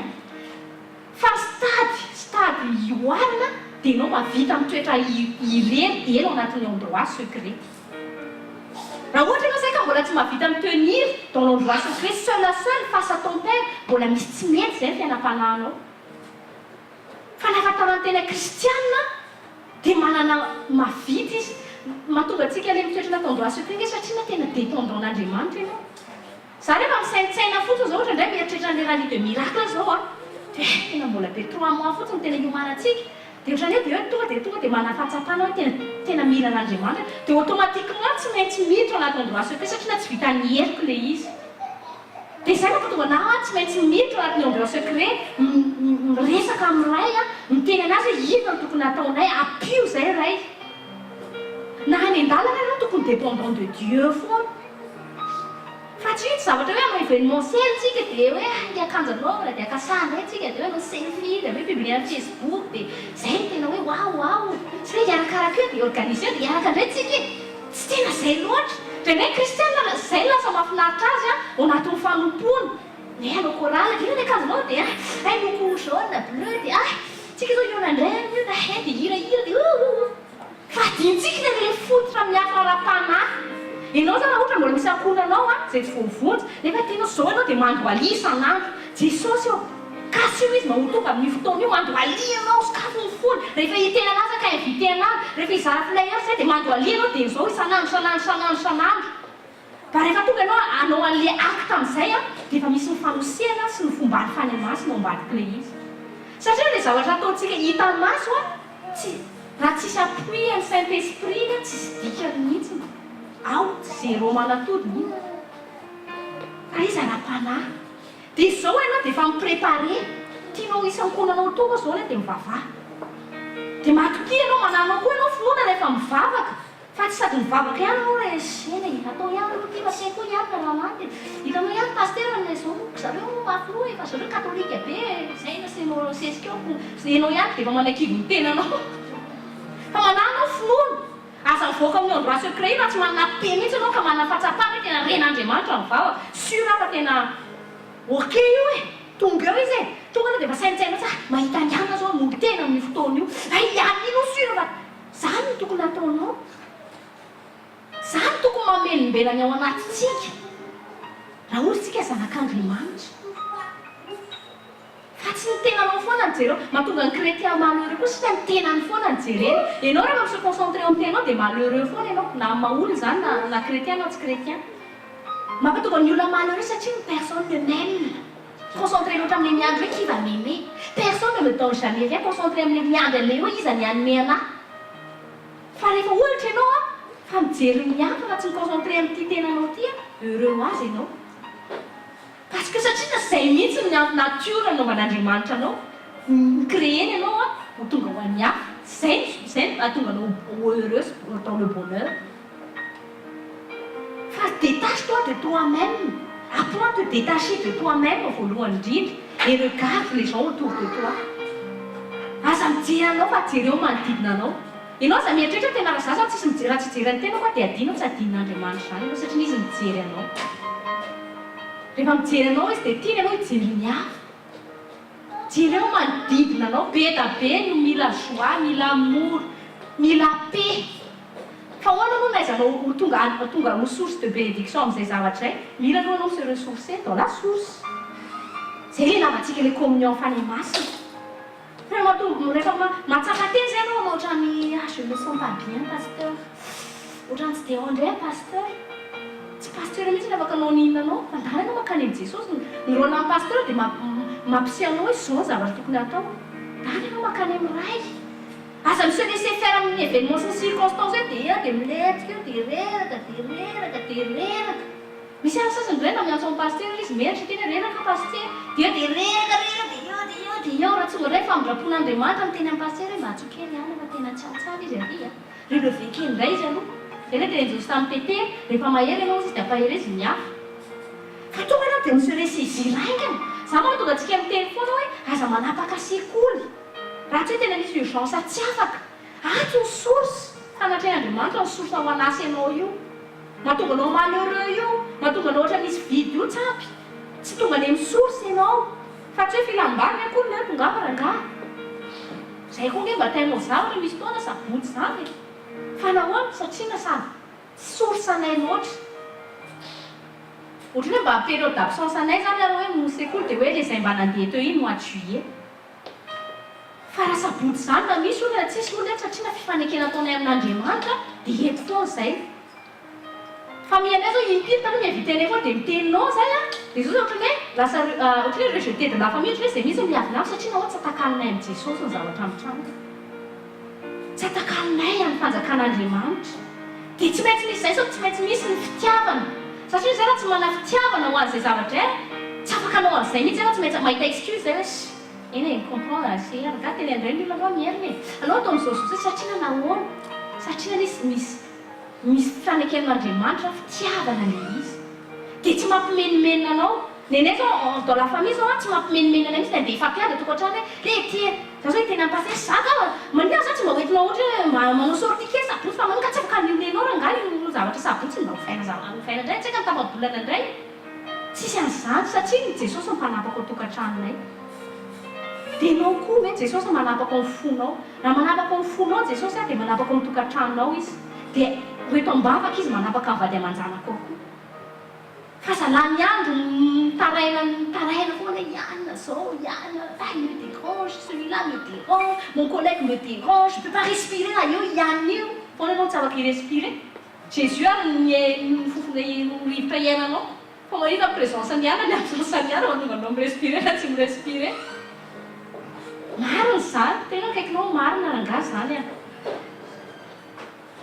titona ianao zay hoe tomobekynetaka tamin'ny zavatra tsy tika marina zany lazary ny ainan'izany mary rehefa révélé Saint-Esprit anahy le izy tona bekynetaka amin'ny zavatra tsisy lavana azy mihitsy natao nianina dia mampitomany ahy dia hoe tonga saina be va inona koa fa manina koa raha veliko misy fiatraika ty amiko sy zavatra ataony iny tsy ataony hoe vaiko zanga ny atom-pisiko nga zanga heureux na tsy heureux na noho nianina na noho niana Jesosy ka atao anatiko za ka voavonjy andovany lanitra zaho ny anjehanjeo miaraka amiketo foa za rehefa miditra amin'ny endroit secret dia io ndray mieno ahy malahelely kely dia mamia anahy Jesosy manambady na tsy manambady fa nay masina mivadiko za tsy meny Jesosy vady a raha tsy tonga tena nanao vady tamin'Andriamanitra mihitsy hoe tsy manana révélation inona fa tamin'izany nanao vavaka dia izao mihitsy nitengiko tamin'i Jesosy za hoe omeo vady fa na omenao vady hoa na tsy ome vady a dia mivady voalohako indrindra dia efa ianao Jesosy dia hitako mihitsy hoe zay zavatra zay toe-pona lalako zay hoe ametraka an'i Jesosy voalohany zay a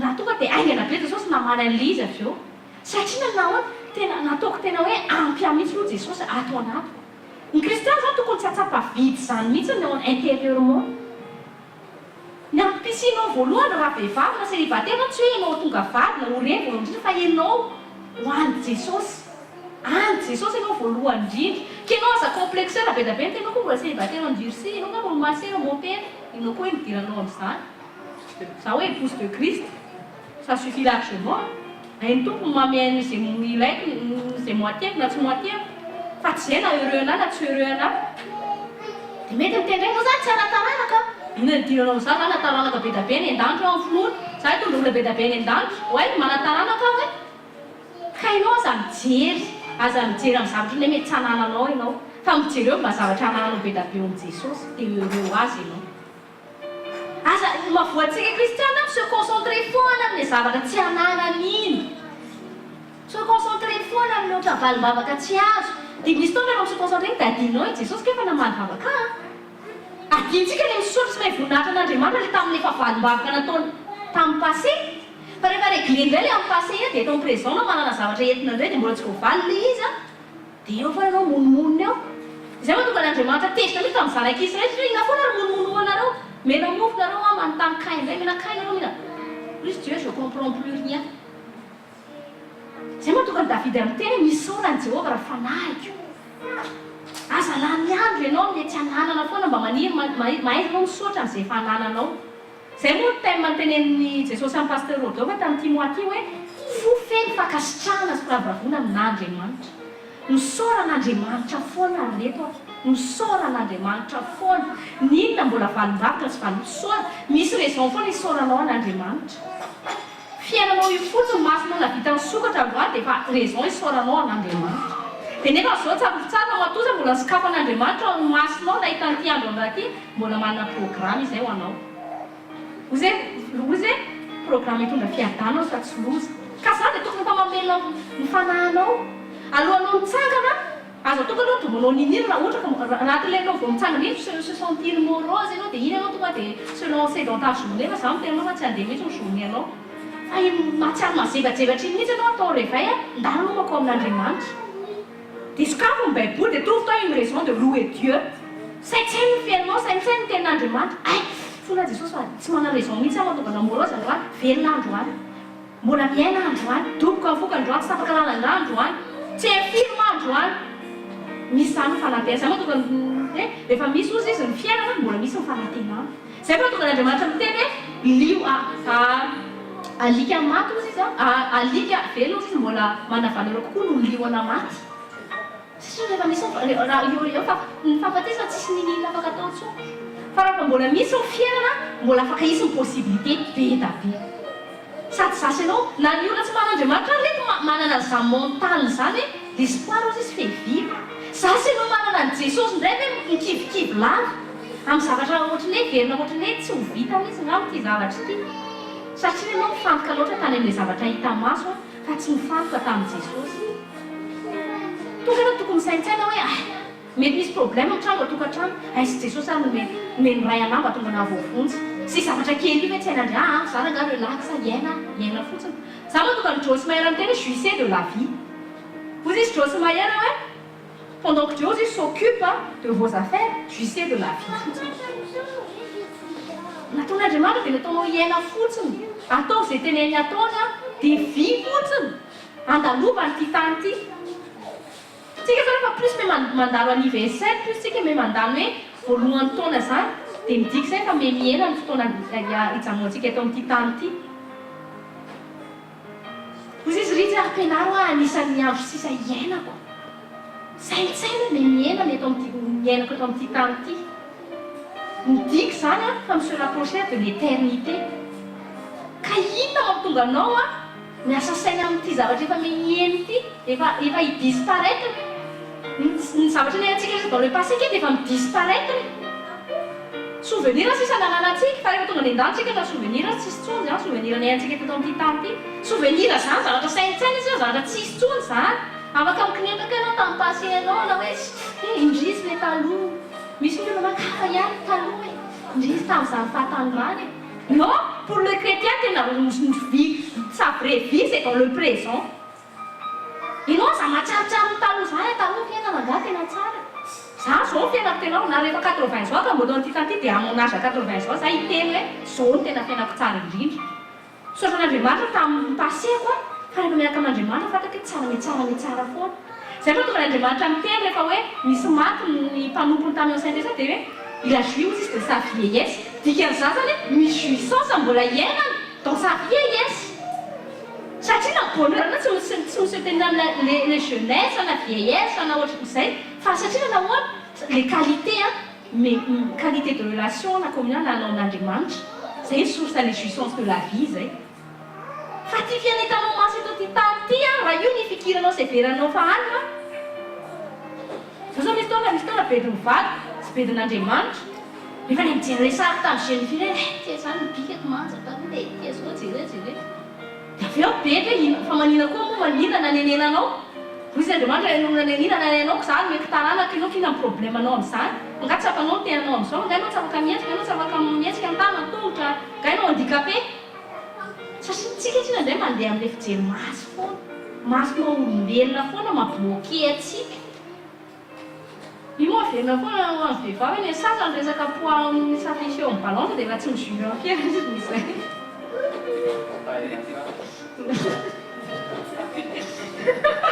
Iny izy dia vao maraina ny azy dia vidy akanjo ohatra dia eo mitary izy tsongo le akanjo dia efa foutu journée.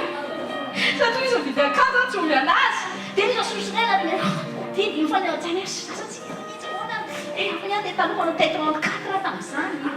Dia mijerijery resary taloha dia eo. Moa Andriamanitra indrindra inona ihany azy ty ozy izy Andriamanitra. Tsy fantatrao mihitsy hoe aloha inona ny importance ny zavatra ny fiainana omeko anao be da be ty e. Satria tsika mandeha foana par la chair misy fotoana mandeha par la vue. Fa mampianatra antsika Andriamanitra hoe izy ny loha ny antom-pisitsika, izy ny antom-pivelomantsika dia mahatonga antsika eto amin'ity tany ity dia tonga antsika ho kalanan'Andriamanitra tonga zao to zao ahita an'Andriamanitra. Ao anatin'ny sekoly tokantrano koa tsika dia tsy hoe voatery manambady ianao vao hoe misy be da be koa za tsy manambady tsy m'intéressé anazy amin'ny sekoly tokantrano zany. Fa zany tenao fa le corps du Christ fotsiny nge dia efa tokantrano. Nao ke resitsika ianao amin'ny boky ny Timothée 1 Timothée chapitre 5 verset 1 à 2. Où tenin'Andriamanitra, ne réprimande pas rudement le vieillard, mais exhorte-le comme un père. Exhorte les jeunes gens comme des frères, les femmes âgées comme des mères, celles qui sont jeunes comme des sœurs en toute pureté. Amen. Ça c'est nos lettres de fankonana ray. Ianao zao afaka tonga ianao zany ao manjaka frère, ianao afaka tonga sœur, ianao zoko zany, afaka tonga ohatran'ny reny kosa izy ny famille. Ohatra hoe mamille Janine zany dia tokony considérentsika ohatran'ny renitsika. Dia ahoana? Dia na tsy manambady aman-jany zany ianao dans anatin'ny école de la famille ao tsika mianatra ny hoe ahoana nanazany qualité relationnelle takian'Andriamanitra ny kristiana tsirairay avy zany. Ao anatin'ny école pour la famille tsika mampianatra amin'ny fanahy masiny ahoana fomba relation hainao iatrehan'ny alina na ianina. Ho an'izay tena manankona manokana dia ampianaran'Andriamanitra hoe ahoana ny tokony fihetsikana vavy amin'ny lahy na vavy ny parent amin'ny zanaka, ny zanaka amin'ny ray aman-dreny. Fa dans le corps du Christ koa ahoana ny relation tokony ananako amin'ny ranabavy ry, ranahy ry, ry zandry ry, ry zoko ry. Ohatr'izany misy ilavanao foana tant mbola misy tenin'Andriamanitra ianao za manisy kategoria tsy hoe asina kategoria ilay sekoly dia za ifidy ihany ry sekoly ihany ty za ry ny andianako. Tant mbola misy tenin'Andriamanitra ao misy ho anao foana zay. Fa nasiana ny kategoria de école ahatonga ny olona hanana repère sy atsapatena hoe ekely tenin'Andriamanitra afaka ampiasaina au quotidien. Araka ny tenen'ny pasteur Tommy teo hoe reo sekoly ny base de la vie reo, c'est la base de la vie terrestre. Za mahatonga ilay sekoly ny zaraina ohatran'io mba hatonga anao conscient hoe ekely tenin'Andriamanitra afaka ampiasaiko en toute circonstance dans la vie au quotidien. Dia za mahatonga antsika foana encouragena hoe tonga ava sekoly. Ina ohatrany ahoana fifandraisanao amin'ny alina na ianina. Fa nahitanao fa kristianina voalohany indrindra zany dia ny qualité relationnelle anananao amin'ny hafa. Raha zanaka ianao ka moa inona ny relation ananao amin'ny ray aman-dreninao, ianao milaza fa baptisé, ianao milaza fa kristian, ohatrany ahoana ny toe-po vis-à-vis anao ray aman-dreninao. Sa ve ianao zanaka rebelle dia fa malina. Tsy hoe ianao efa 18 ans koa dia manam-pahefana ianao anivatsiva ray aman-dreninao. Fa ny tenin'Andriamanitra zao miteny mihitsy honoré foana vos parents izy. Ianao ndray zao raha mandray mety mafinao maditra ilay zanaka, tsy manadroit mihitsy ianao hamonjina satria izy maditra. Fa ny fanirôlanao sy ny missionao dia hitarika anazy foana sur le droit chemin, le chemin mankany amin'Andriamanitra. Ka zay mila amory daholo zany zavatra zany. Rehefa eo ny amora, mora ho azy ilay izy. Ianao ke rehefa manana amora dia mora mamela helika. Ianao ke rehefa manana amora ninina toetra tsy zakan'ny olona, zakanao azy izy. Satria ao anatinao ilay fitiavan'Andriamanitra mibokiboky ka tsy manana hery tsao satria navelanao manapaka ao anatinao loatra fa any masina. Rehefa manapaka ao anatinao fa any masina dia maty ny charnel. Dia hainao lasa mitiany hafa, hainao mora mamela helika. Natokana tsy mety miova mihitsy ary mivady aman-janaka hoe fa déjeuner. Ny amour izy ny tena indray l'amour et passion. Rehefa mivoky ny amour de Dieu no mana patience foana ianao jusqu'à ce que ça arrive mandohalika mba hiova izy. Fa tsy lanana ianao hoe taraina hoe mandreraka mihitsy ty. Alao rangahy daboka anao sara zay ohatra tsy hiova mihitsy izy pasteur ohatra manenongelina fiainam-panahy fotsiny. Alao rangahy hinika ianao. Tsarovy tsara fa raha ohatra Jesosy tsy supporter atsika, raha ohatra Jesosy tsy nana fitiavana ho atsika, tsy nana patience izy hiandry hoe hiovitsika sy ho voavonjy. Fa Jesosy koa ke miaritra, tena miaritra Jesosy tatramoa Jesosy mbola miaritra. Zay mahatonga ny tena Andriamanitra hoe les douleurs de l'enfantement izy. Jesosy hatramin'izao tahaka mbola hitanareo amin'ny salle de préparation l'accouchement. Ary Jesosy tsy manana péridurale zany, tsisy péridurale spirituelle zany len'ny Jesosy. Tsika vehivavy amin'izao rehefa mana péridurale dia apaiser ny douleur. Jesosy au contraire. Ohatrany hoe tia mihitsy ary le douleur asiany antsika hoe tiako loatra ianareo. Ka Jesosy hatramin'izao jusqu'à tsika tonga any an-danitra hoe farany ty tany ty mbola dans la salle préparation l'accouchement foana izy. Supporter ny douleur de l'enfantement. Marary Jesosy. Tahaka an'lozy izy Jesosy hoe rehefa tonga atao trano sy ny 99 fa ny ray mbola tsy voavonjy, marary izy fa tsy maintsy mitady amin'ny ray iny. Ka Jesosy zao tsy mbola tsy anatin'ny repos mihitsy Jesosy. Satria na maro mbola tsy voavonjy. Ka rehefa mivavaka Jesosy angatao anao hoe zany compassion zany. Zany fitiavanao zany hoe tena hiformater un petit cœur endurci ty aizako supporter manodidina anahy mba tonga manodidina anahy voavonjy. Fa tsy zany ndray ny tena za tsy mahazaka ny aminy. Zanaka tsy aloha ihany. Non. Fa raha ohatra ianao mbola mahatsapa an'izay dia angatao fa any masina. Finofitiavana aty fa any masina hoe tokony tsisy dur amintsika mihitsy manodidina antsika supporter anazy. Fa tokony manana compassion tsika, manana force tsika. Zay puisentsika anatin'ny fitiavany andohalika mba tonga anazy ho an'Andriamanitra sy ho an'i Jesosy. Mba tonga mivaditsika ho an'i Jesosy. Dia ny combat-tsika tsy mijanona, zay mahatonga antsika combat spirituel. Fa rehefa mivoy hery ao anatin'ny endroit secret anaty fifandraisana amin'Andriamanitra dia lasa tonga caractère de Dieu, lasa tonga caractère atsika ho azy. Ozy izy tour zao mahay miteny mihitsy hoe dis-moi qui tu fréquentes aussi je te dirai qui tu es. Ianao tsy maintsy influencer zay olona zay tena iarahanao foana. mpivady aza rehefa tonga mpivady lasa tsy maintsy misy échange foanao lasa misy zavatra toetra lasa lahatra hoe olona individu ray no lehilahy dia individu ray no vehivavy fa rehefa tonga amiray reo a tsy maintsy misy échange ao lasa mety hoe misy fombafomba nanan'ny lehilahy lasa misy nanan'le vehivavy koa satria lasa zatra miara-miaina ry zareo za moa tonga anatin'ny tokantrano koa ao fanamboarana ny toetra voalohany indrindra ka ianao tsy afaka hitena vady hoe je ne supporte pas izy mihitsy ny diso fa sao dia mba tokony mieritreritra no sao dia nao mihitsy tian'Andriamanitra amboarina aloha mba tonga le ray tsy mety voatsatian'Andriamanitra amboarina fa rehefa tonga anao zay mbola mitety je ne supporte pas mety nalevan'Andriamanitra mihitsy ho anamboarana anao io mba tena tian'Andriamanitra tena ho lalipako anaty fonao le tena fitiavana sy le toe-pony sy le karakterany dia ao ianao amboarina matetika ny fanamboarantsika anatin'ny relationnel foana ao ny tena ahitana ny toe-pontsika ao tena ahitana efa tratra an'le olona tena enjana toetrentsika dia eo miandro mihitsy Andriamanitra ivoaka ve le fruit de l'esprit fa ianao koa tsy tonga mavaka tena isoroa ny fiainako aloha ty fa sao dia Andriamanitra mihitsy nandefa ny olona enjana io mba ramolisena le cœur-nao endurci fa rehefa hitana ianao hoe ty olo ty kosa tena hafa mihitsy za mitenao fa malefaka ho azy izy miova ho azy ny vadinao fa nanaitsika mitaky ny anina iova fa takeo Andriamanitra ovao mba ho hitany eo amin'ny fiainako hoe ianao mba tonga anazy ta iova koa ianao zany tokony tsy mitaky ny anina iova fa zavatra takianao dia hoe mba tonga iova aloha voalohany indrindra atonga anao rehefa mahitanao ny hafa dia hoe za koa ta iova oatra ny anina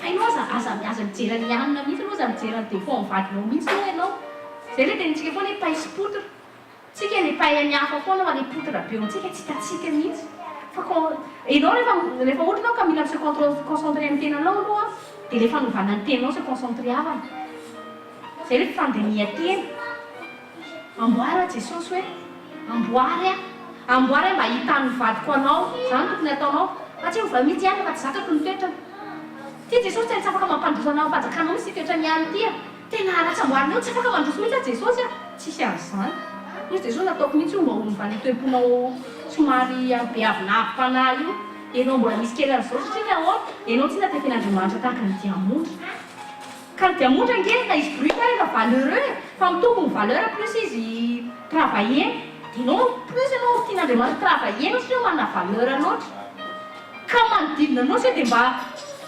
ahoentina fotsiny hoe mba lasa tonga source de bénédiction ho anao hoe nanona manatoetra ratsy ary hitravaillena ny toe-ponao raisitsika ny bokin'ny Kolosiana indray toko fahatelo andiny fahatelo ambin'ny folo ka hatramin'ny fafito ambin'ny folo Colossiens chapitre 3 verset 13 à 17 moa ny tenin'Andriamanitra amin'ny anaran'i Jesosy supportez-vous les uns les autres et si l'un a sujet de se plaindre de l'autre pardonnez-vous réciproquement de même que Christ vous a pardonné pardonnez-vous aussi mais par-dessus toutes ces choses revêtez-vous de la charité qui est le lien de la perfection. Les charités et que la paix de Christ à laquelle vous avez été appelés pour former un seul corps règne dans vos cœurs et soyez reconnaissants. Que la parole de Christ habite parmi vous abondamment.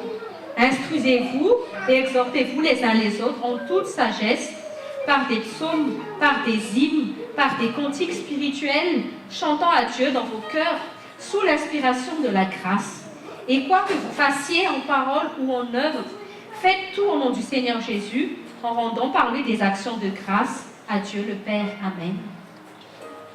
Ny tena marina zany tsika kristiana tokony tsy manana droit hiteny hoe c'est trop dur. Misy tao tsika miteny hoe tena dur amin'ny mihitsy supporter am-bangah. Tena miaritra mafa pasteur fa tena dur i ramatoa. Le zanako tsy miova tena c'est dur. Satria nao izy Jesosy hoe manana heritsika ozy Jesosy afatsika misupporter an'izy no ny fitiavany zay mitoetra ao anatitsika. Ozy izy eo amin'ny verset 16 hoe les secrets ozy izy dia hoe que la parole de Christ habite parmi vous abondamment. Plus eketsika ny ten'Andriamanitra sy fany masina manapaka feny ao anatin'ny fotsika sy ao anatitsika mora amintsika mazaka manodidina atsika. Fa ny eketsika ho tapahan'Andriamanitra zany no amora atsika azaka atsika manodidina atsika ninona mety toetrana fa mahatonga atsika mbola mahatonga atsika hoe dur raha nisena misupporter ny manodidina atsika satria na hiatrentsika amin'ny chair-ntsika le izy hiatrentsika amin'ny herintsika amin'ny maha-olombelona le izy fa tsy mamelontsika napahany fanahy masina za mahatonga atsika ozy izy mamentsika foana amin'ny secret hoe ny secret ozy izy a dia hoe instruisez-vous exhortez-vous par des psaumes, des hymnes, des cantiques spirituels. Io le vavaka ataontsika ao endroit secret, io le vavaka iarahantsika miaraka. Ny prière personnelle sy prière en assemblée samy très important ao anatin'ny fiaina kristiana anankiray. Dia ozy avantsika kely hoe ozy izy ny olona hoe dis-moi qui tu fréquentes, je te dirai qui tu es. Dis-moi est-ce que tu fréquentes suffisamment le Saint-Esprit pour que après tu lui ressembles. Plus c'est non fréquenter un Saint-Esprit, plus c'est non se revêtir un caractère à Saint-Esprit. Dia rehefa se revêtir un caractère à Saint-Esprit, tsika dia haitsika miatrika ny olona rehetra, même ceux qui sont les plus durs et les plus difficiles. Raha mbola zanak'Andriamanitra tsika tsisy azarazana ny fiainantsika. Rehefa tsika mieritreritra satana mitsy angamba nandefa n'ity olon-dratsy ity olona ity manko atsy fa matoa zany Andriamanitra tsy mbola manala ireny olona ireny manodidina atsika, mety mbola misy ireny manodidina atsika misy fanambarana ho anao ilay izy ny tena marina. Ka ekeo fotsiny tena Andriamanitra manaiky amboarina.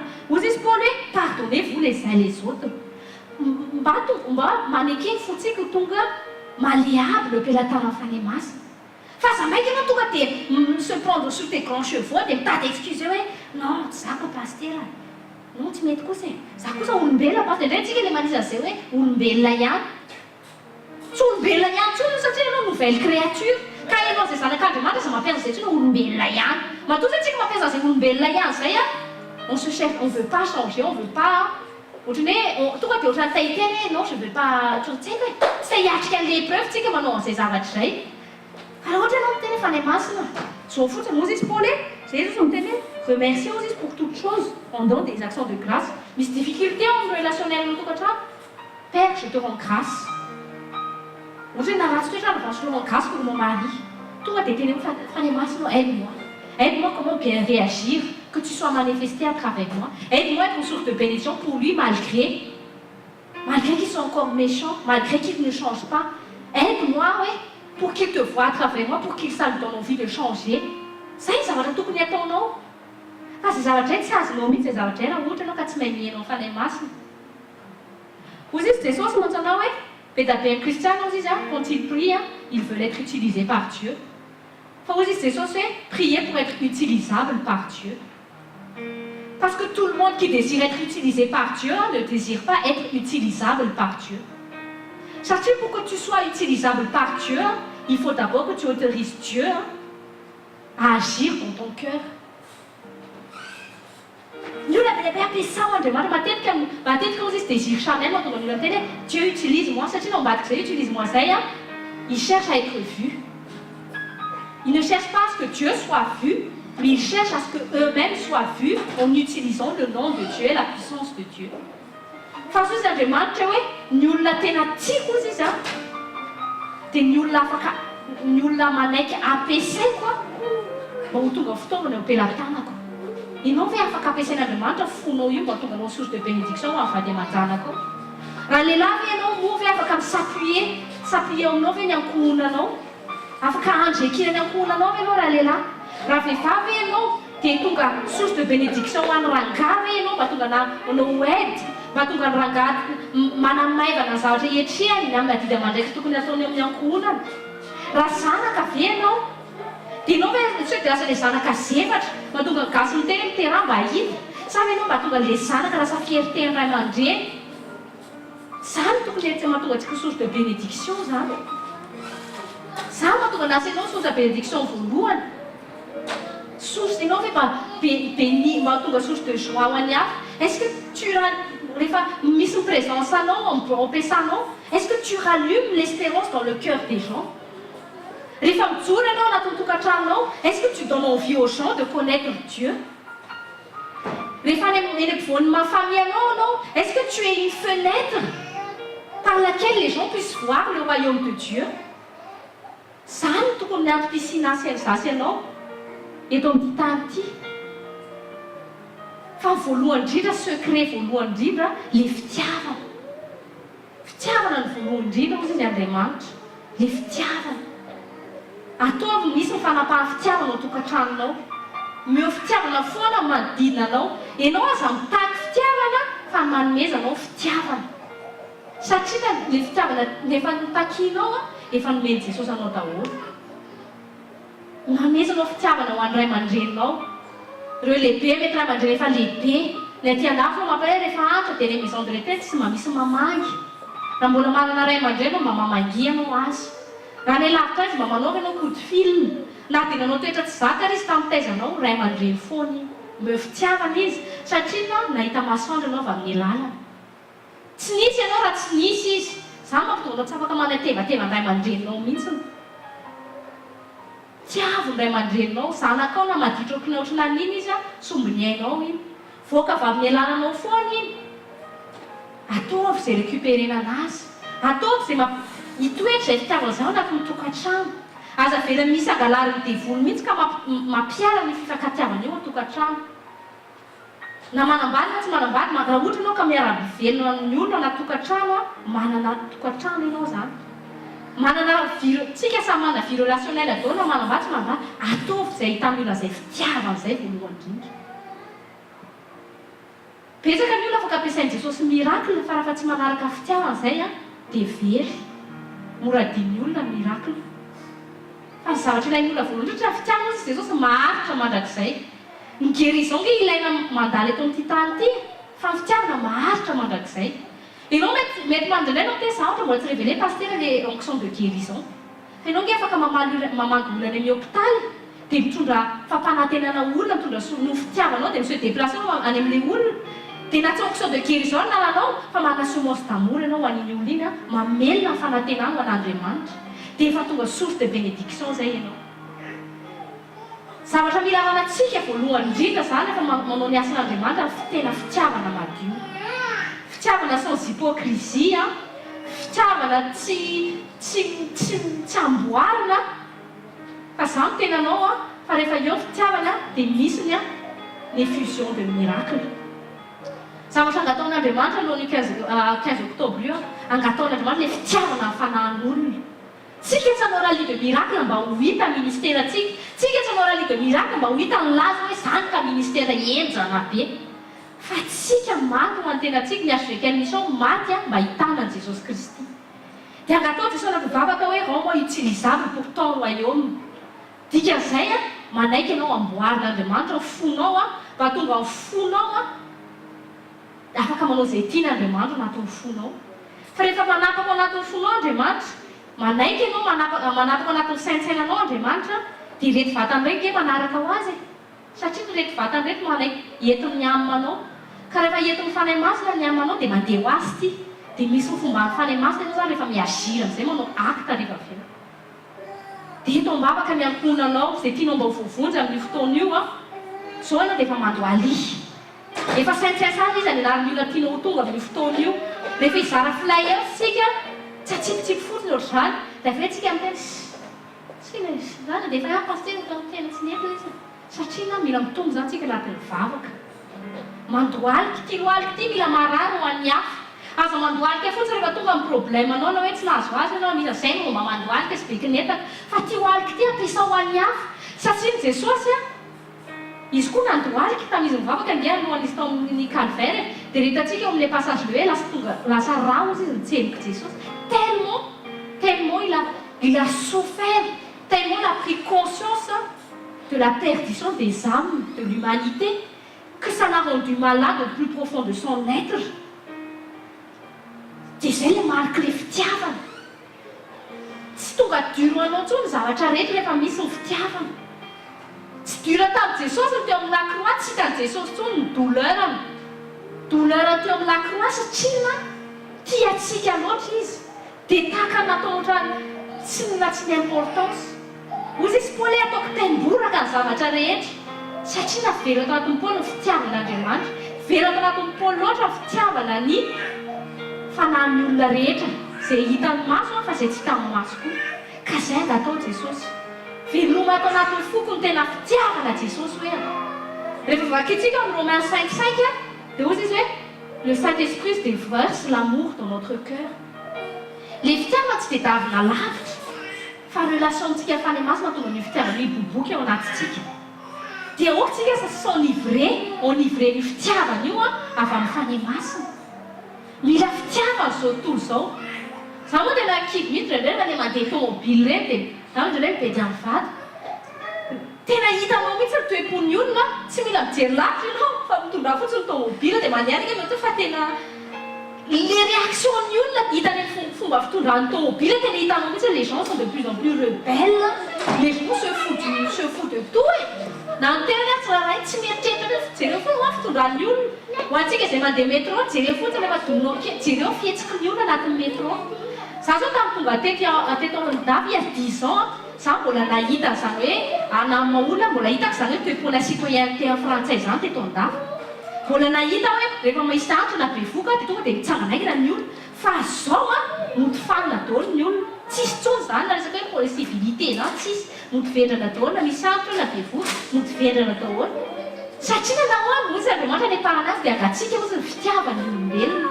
Ka zasy ianao tsy hoe meratsy manodidina atsika, tsy hoe égoïste manodidina atsika, mety tena manodidina atsika, dia koa tsika déplongé eo, dia koa zaka zavy nataony anay kondrareko an'izany. Fa au contraire, plus ny olona même sombré dans la ténèbre, plus ianao mila prier. Ka io fitiavana io voalohany indrindra, satria ny Dieu est amour. Nahafantarana antsika fa zanak'Andriamanitra, Galates 5:22, l'amour. Le fruit de l'esprit, c'est l'amour. Atonganao zany source de bénédiction manière voalohany mouvez-nous canal de l'amour de Dieu. Où que tu sois. Na mana vady na matsy mana fa canal de l'amour venao. Dans ta relation. Afilanao mikrita avy ilay fitiavana.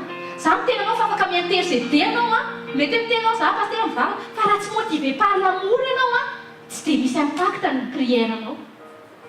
Fa za tena fa rehefa manana amour anao tsy maintsy fléchi ho azy ty lohalika ty. Zay koa tonga Jesosy miteny hoe fardeau izy fardeau de compassion des âmes. Misy mpanompon'Andriamanitra tena men'Andriamanitra ny fardeau des âmes io satria nahoana misy toa le mpamay mpangataka mihitsy meo ana le fardeau des âmes satria na sainantsika tsy tainao an'izany. Fa rehefa misy le fardeau des âmes tena tonga dia mandohalika. Tonga dia renao le âme tonga anao dia mandohalika dia mitondra mbavaka an'ireo olona eo. Satria na fardeau amin'i Jesosy mahatonga fanan'olona maro mbola sur le chemin de l'enfer. Satria Jesosy maty namono ny aigny mba tonga ny olona tsisy ho antsony. Dia izay conscience zay tanetsika au moins conscient de cet amour que tu as pour l'humanité. Ampianarina Jesosy hoe ahity amin'ny vady aman-janaka tahaka ny tiavanao anahy. Ampianarina Jesosy ahity ireo tsy tia anahy tahaka amin'izany tsy tianao taloha nefa ny tianao foana. Any am-piasany, amin'ny collègue. Ahoana manifestenao an'i Jesosy misy hoe izay amour izay. Ozy Jesosy hoe mahatonga ny Paul miteny faites tous comme le Seigneur. Ozy izy Jesosy pour faciliter, ozy izy pour que ce soit pas dur pour toi. Rehefa mijery ny hafa ianao dia tokony mahita anahy. Dia mora aminao manao an'ilay izy. Na olona tsy mihina an'i Jesosy fa atao voajan'i Jesosy ilay izy dia animé par l'amour azy izy tahaka an'i Jesosy ilay izy. Zay koa tonga an'i Jesosy hoe tamin'izy miteny anaty Baiboly hoe nareo ozy izay nampiakanjo ahy. Nareo ozy izay namisakafo ahy. Parce que tout ce que tu fais à ton prochain, tu le fais au Seigneur. Tout ce que tu ne fais pas à ton prochain, tu ne le fais pas au Seigneur. Donc ton continuer mbola misy possibilité ka ahafahanao tonga source de bénédiction manodidina anao. Dia tonga dia atao voatsainao aza atao mihitsy hoe perte ilay izy. Fa tonga dia tena c'est un gain pour moi parce que je peux faire quelque chose pour le Seigneur. Ozy izy Jesosy ianao izy rehefa mamanao zavatra dia amin'ilay tsy afaka mamaly anao reny mihitsy.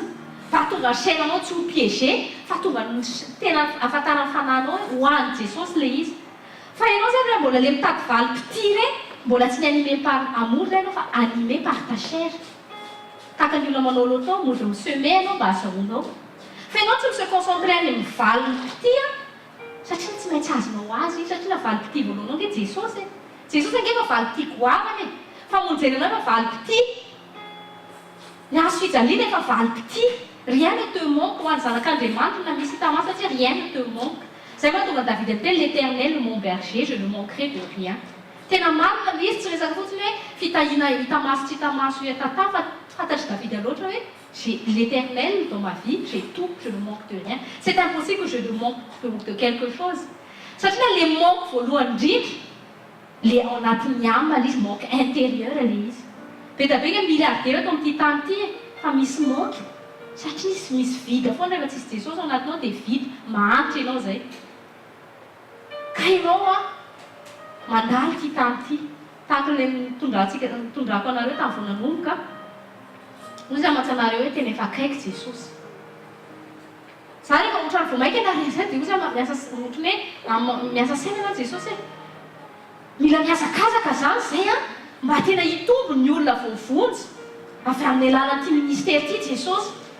Dia avy eo tonga tsy sampio izay Jesosy ho tonga dia ohatrany hoe mila vavaka ilay izy satria na izy tsy vita amin'ny fotsiny hoe entintsika dia hoe ambomboatra dia mila tsika conscient intérieurement mba tonga antsika hanana an'ilay motivation avy any ambony mihitsy atonga antsika hetsika.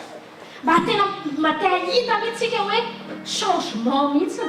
Changement eo amin'ny fiainan'ny olona anankiray tena hoe voakasika Andriamanitra. Ka mba manana hetahety voavonjy. Pasteur Tommy zao nompony hoe instaurena ny formation mba atao vela ao anatinao le motivation hoe fanjakan'Andriamanitra, fitiavan'Andriamanitra, fitiavana fanan'ny olona very. Fa aza tonga foana tsika anatin'ilay ohatran'ny forcena hoe mitanao mihitsy pasteur hoe tongava reto fa important. Fa ndraindray tsika hoe désir personnel antsika foana voatery force hitako important. Ohatra rehefa manery amin'ny pasteur tsika pasteur tratran'izao fa mba eto ambavaka. Fa ndao tsika mba hanana zavatra intérêt en commun dia royaume de Dieu mba tena hoe isefforcer te sacrifier ny tena tsika mba hoe tena hana désir tsika hahita fanan'olona maro voavonjy. Ahita olona tena le olona marary reny tena hoe voan'ny cancer aniza na vazana sy la tena hositrana amin'ny fotoana io ary ahita fa Jesosy no Andriamanitra, tsisy Andriamanitra ankoatra azy. Ireo manodidina antsika izay mety efa nafafintsika hafa mbola mety tsy mety voakasika androaly io mihoatra. Atao velona atao hoe velomy le désir atao anatiko hoe le vrai désir anao fa ny masina. Mba tonga anao hoe tsy hanao asan'Andriamanitra ny amin'ny fombafomba na hoe taka ny asan'ny olombelona fa motive eo mihitsy intérieurement fa ny masina hoe vonoa mihitsy le maha-olona anao manakana anao tsy asa avy amin'ny lalako fa averikana efa akaiky Jesosy. Tsisy dikany volanao io, tsisy dikany diplômanao io, tsisy dikany. Rendrarendranao eto amin'ity tany ity raha ohatra ka ny éternité anao avery mandrakizay. Raha tanora ianao mamerina foana, izay sy pasteur mbola anatin'ny fahatanora raha tsy antitra. Za mbola miteny anareo foana, mamy fahatanora amin'ny Jesosy. Asa te ohatry ny hafa zany. Tandremo tsara izy ny olona fréquentenao raha ohatra izy ka tsy olona mahafantatra an'Andriamanitra tandremo ianao sy dia influencer n'iny olona iny. Fa oka ianao mba influencer fanahy masina rery dia vidio koa ny namanao mba olona manatahotra an'Andriamanitra fréquentiavana. Za mampatonga ny importance ny mampatonga ny hoe tsy maintsy mi-appartenir anao na assemblée de Christ anankiray. Satria ianao rehefa tsy mi-appartenir amin'ny olona tahaka anao matahotra an'Andriamanitra dia influencer ny any ivelany foana. Fa tsy hoe filambaniny akory ilay tongava dans l'assemblée des saints, tsy filambaniny. Fa c'est pour ton bien. Mba tonga anao ho voatahiry tsy aizanao avy eo miatrika ny semaine anao rehefa face au combat anao dans la semaine. Ataovy misy importance anao mihitsy anao Andriamanitra. Rehefa mananatra hoe pasteur mame directive amin'ny SMS reny, aza raisina ilay izy ohatrany hoe baiko. Aza raisina ilay izy ohatrany hoe fanerena. Za fa raha mbola tsapanao fanerena ilay izy mbola tsy velo anatinao zany le fitiavana an'Andriamanitra. Misy zavatra tsy mety zay. Ohatra hoe mbola tandraitra ny tahamany amin'azy pasteur tsy fantatrao fa za vedina tsy fantatrao hoe zao e. Fa ataovy mihitsy sangatao Jesosy. Ataovy vela atao anatiko le fitiavana anao hoe aza vela ho tarira le fitiavana hoe kolokoloa io fitiavana io, kolokolo io an-tokantrano io fitiavana io. Rehefa nananao izay fitiavan'Andriamanitra izay za miteny anao fa na zao toy izao ary mahay miteny l'amour non aveugle. Fa tsika indray rehefa mana fitiavan'Andriamanitra dia aveuglé anao na manao ratsy amin'olona tsy mampania anao zany. Na misy ary ny sakana na amin'ny tokony fitoniana filazantsara tao amin'ity tany ity aveuglé amin'izany ianao satria na tu es amoureux de Jésus. Ny amorona an'Andriamanitra tena mitondra hery manala tahotra. Ozy izy jaona hoe l'amour sy banila crainte. Rehefa feno fitiavan'Andriamanitra rehefa tonga passion anatinao misy izay fitiavan'Andriamanitra tsy zavatra afaka manakana anao.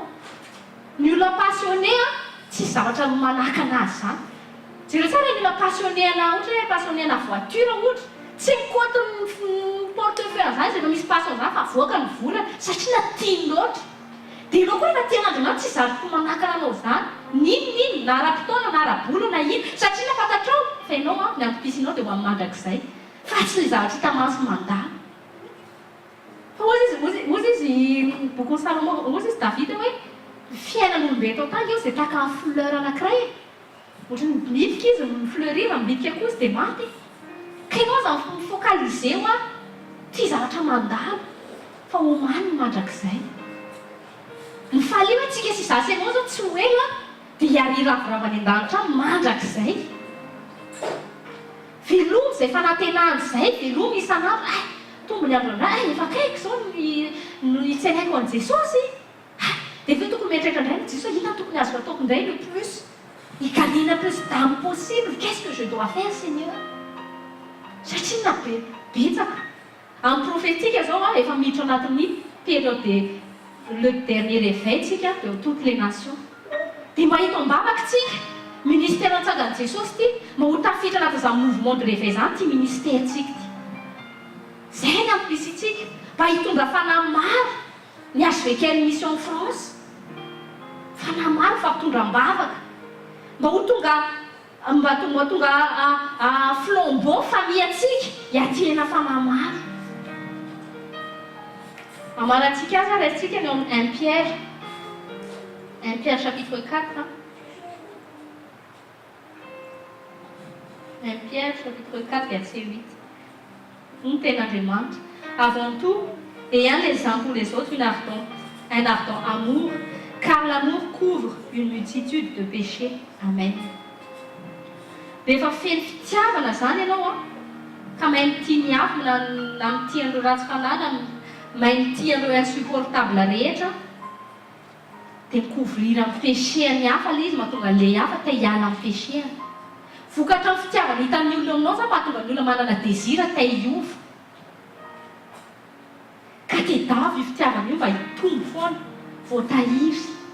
Zay mahatonga amin'ny Paul miteny hoe aspirez ozy izy aux dons les meilleurs. N'énumérez dehors les 9 dons, fa ozy izy aspirez ozy izy au meilleur qui est l'amour. Ianao zany rehefa manana ny amour dia na 9 dons lasa mora manifester ho azy. Fa ianao raha manana don ka tsy manana amour, ça devient un piège pour toi. Satria ianao lasa manana orgueil, satria hoe ampiasan'Andriamanitra mahevaika be. Ny fitahirizana mahatonga ny don zany tsy tonga piège manao dia ny fitoeranao anatin'ny fruit de l'esprit. Zany mahatonga mpanompon'Andriamanitra be da be voapiéger le nampiasan'Andriamanitra be amin'ny don de puissance reny, fa tsy voatahiry ilay izy anatin'ny fitoerana anatin'ny fruit de l'esprit, dia lasa tonga mirehare izy, lasa tonga ohatran'ny Saoly. Fa rehefa manana mitoetra amin'ny fruit de l'esprit ianao tsy mamotika anao ny don, fa lasa tonga utile ho an'ny hafa ny don. Tsarovy tsara fa ny don raha angatahana dia c'est pour rendre utile aux autres. C'est pas pour te faire un nom, c'est pas pour que ton ministère se fasse un nom. C'est pour rendre utile aux autres. Ozy izy Paul, tu es utile pour les autres. Tu es une source de bénédiction pour les autres. Ka zay toe zay tediavin'Andriamanitra amin'izao farany zao ampiasaina anatin'ny fivoazam-panahy farany. C'est oui, j'accepte d'être utilisable pour être utile à Dieu. Fa tsy ho tonga utile ianao mba avy eo pour au lieu d'être utilisé par Dieu, tu utilises Dieu.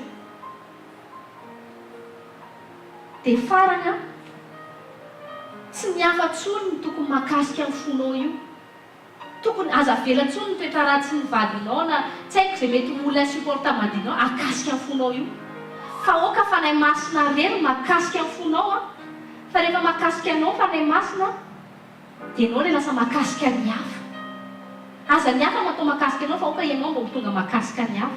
Zay moa tonga hoe source, oka tsika mba ho tonga source d'influence, fa tsy tsika no influençable. Kristiana tsy influençable ny zavatra hita maso ny tsy hita maso, fa ny kristiana tonga source de référence ho an'ny hafa mba tonga an'izy ireo hanaraka an'i Jesosy.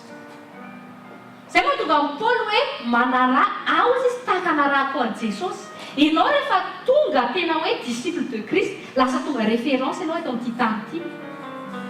Satria na ny olona tsy tonga dia mahita direct an'Andriamanitra fa ianao no nataon'Andriamanitra ho hitan'ny olona mba hitonga ny olona hitan'ilay Andriamanitra miafina ao anatinao. Dia ianao zany tokony ny fiainanao zany maneho an'izay hoe manintona ny olona mba tonga ny olona na désir za koa te hanaraka an'Andriamanitra tahaka n'ity olo ity manaraka an'Andriamanitra.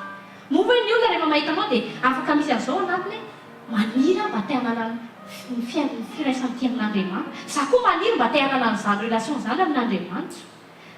Tokony mi-influencer antsika, lasa mampiteraka désir, mi-influencer ny olona hitady an'Andriamanitra. Fa tsy maintsy mi-influencer ny olona ahitatsika amin'ny maha-olona en tant que olona. Fa ma-influencer ny olona ahita ilay Andriamanitra miafina ao anatintsika. Dia tedavy fitiavana io. Izay no tena afatra namen'Andriamanitra antsika androany hoe na tonga antsika ho source de bénédiction voalohany indrindra dia izay hoe source d'amour izay. Avelo source d'amour de Dieu hiboboky atao anatintsika sy hiasa avy amin'ny alalan'ny asy ianao io. Dia voninahitra ho an'Andriamanitra reny ihany.